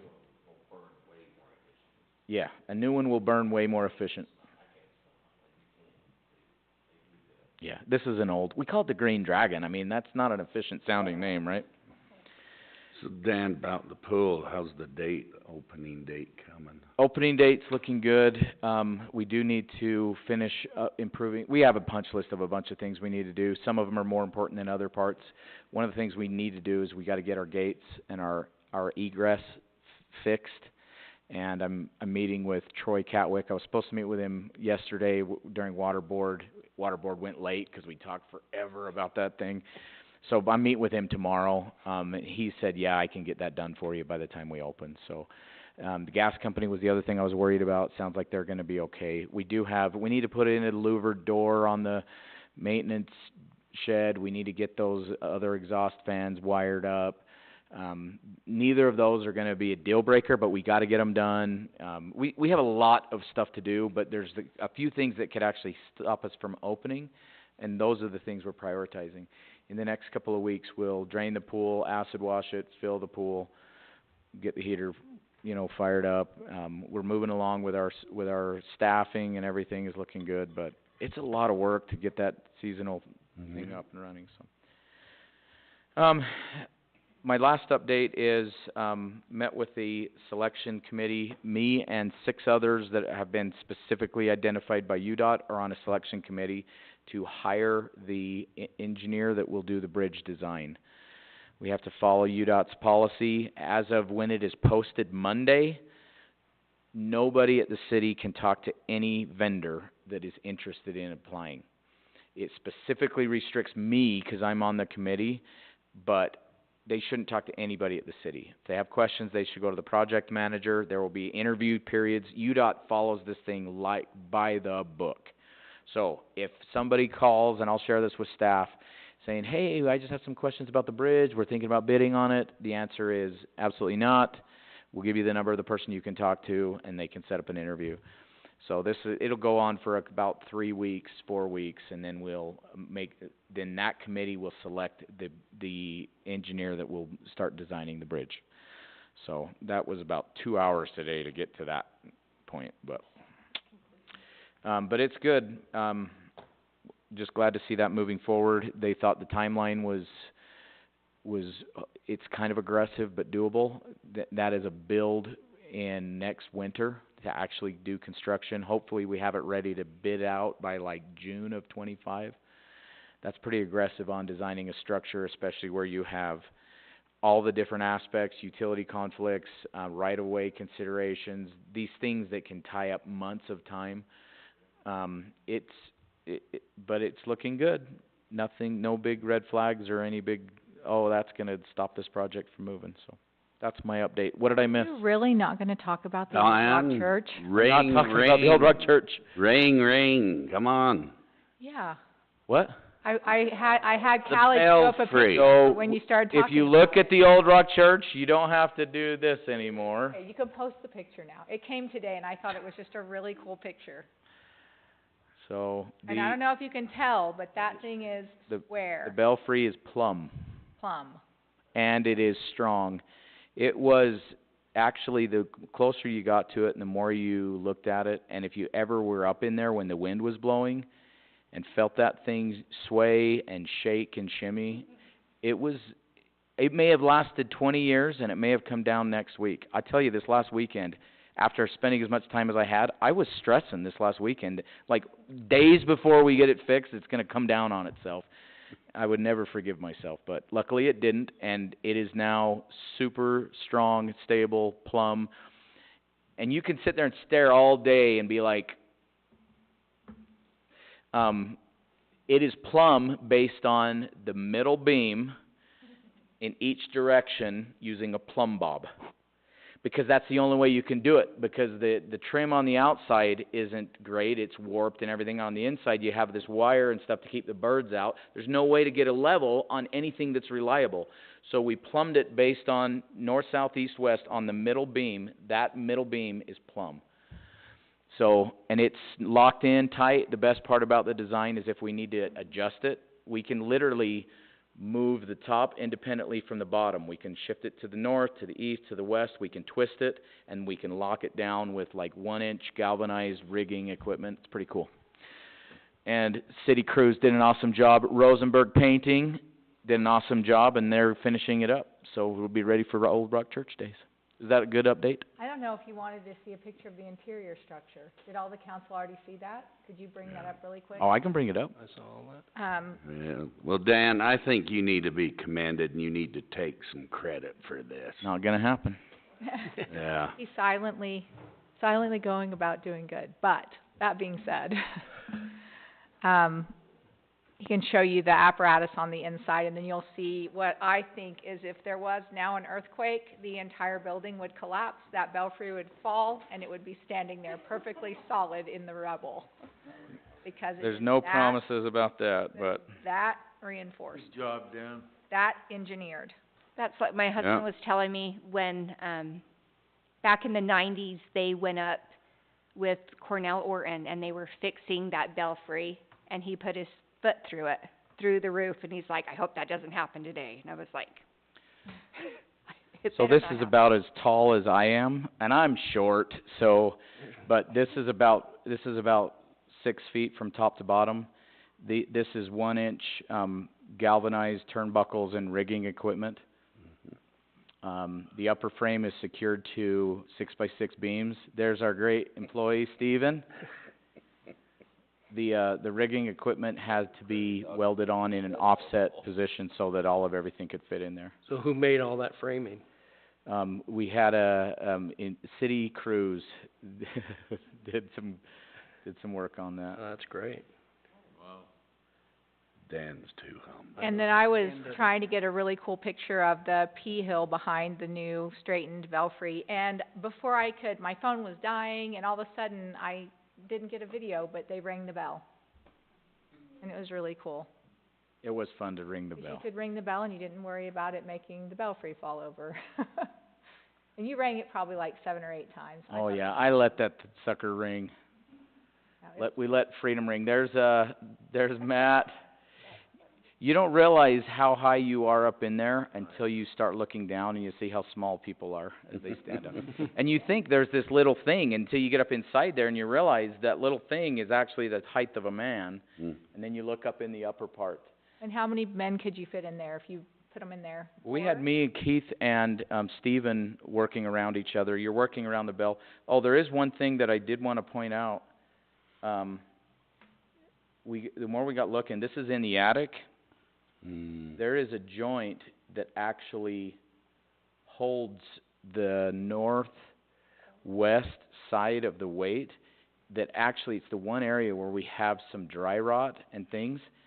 This crossbeam is inserted with a tab, and you could see a 1-inch gap, and you could just see the corrosion and how the wood was really damaged. So I got a 4x6 beam and cut it exactly to fit. We actually snugged it in there. We had to ratchet it in so that it's just tighter than tight to take some of the weight load of that until we get in and seismically do some better fix. That's just a patch to keep it stable, and it's tied into that beam on the floor. But I was paranoid that if we got up in there working and that little tab, which is about 2 inches by 6 inches, that was rough, and as we were working, it was literally just wiggling and moving.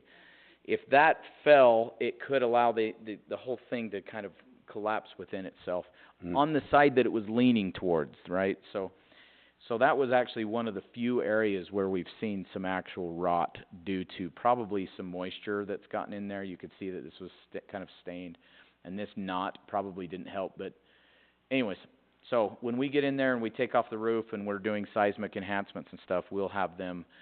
I mean, you could have put an L bracket in and drilled some holes and put some bolts, but that wouldn't have been an engineered thing. And so this was a patch job. So, anyways, Looks good. We have opened up round 2 of fundraising brick, so you can buy bricks again, and they're on the website on Parowan.org, and you can also, we'll get flyers printed up with the updated deadline, which is going to be Pioneer Day, July 24th, because we want to give people a sense of urgency, but also give them time to buy a brick in round 2.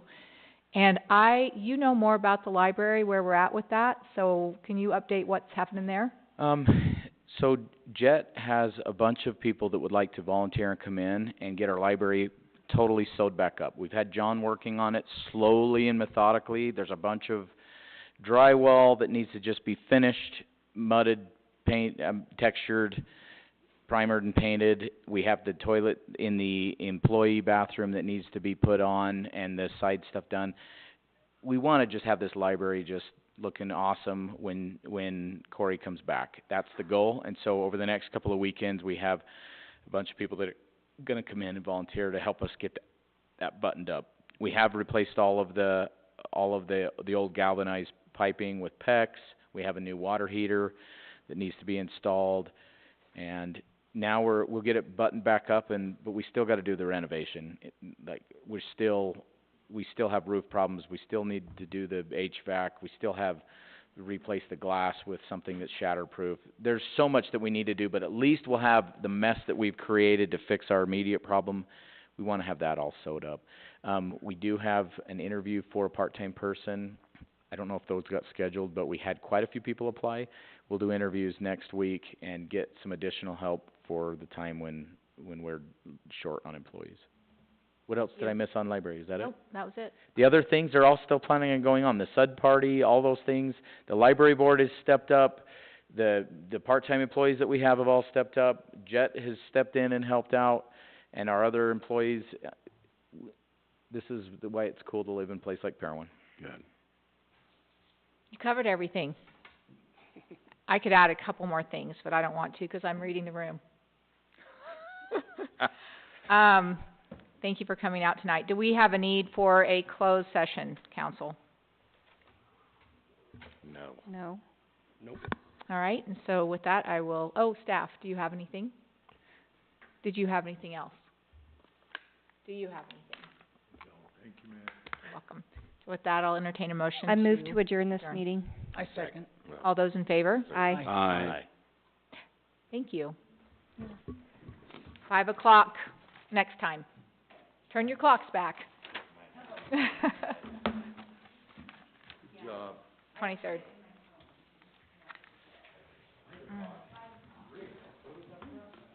You in a hurry, Harris? Dave? Oh.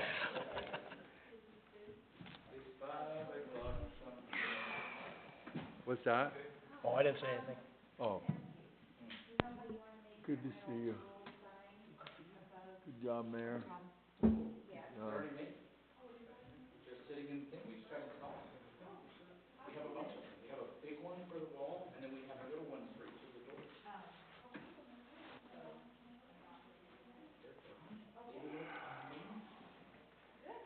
So your cousin's gonna install one if he wants to. So I put a line up my cabin, and the guy put in the sprinkler system. Did Dave leave without signing them? And it didn't grow. No, oh, he's coming back, I think, he went to. So this is what I have. And don't have any. Well, thanks, John. Oh, you sure bet. you don't want that stuff? No, I have a copy of it. So, Sorry, trying to see what that. I had a few notes on there, so You're- don't worry about that. Thank you, I'm Oh, yeah. sorry, Oh, but yeah. you see what you're up against there.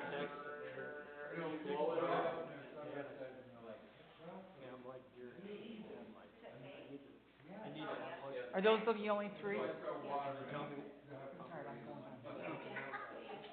The old four-way turf system. Yeah, they are, and they claim their territory.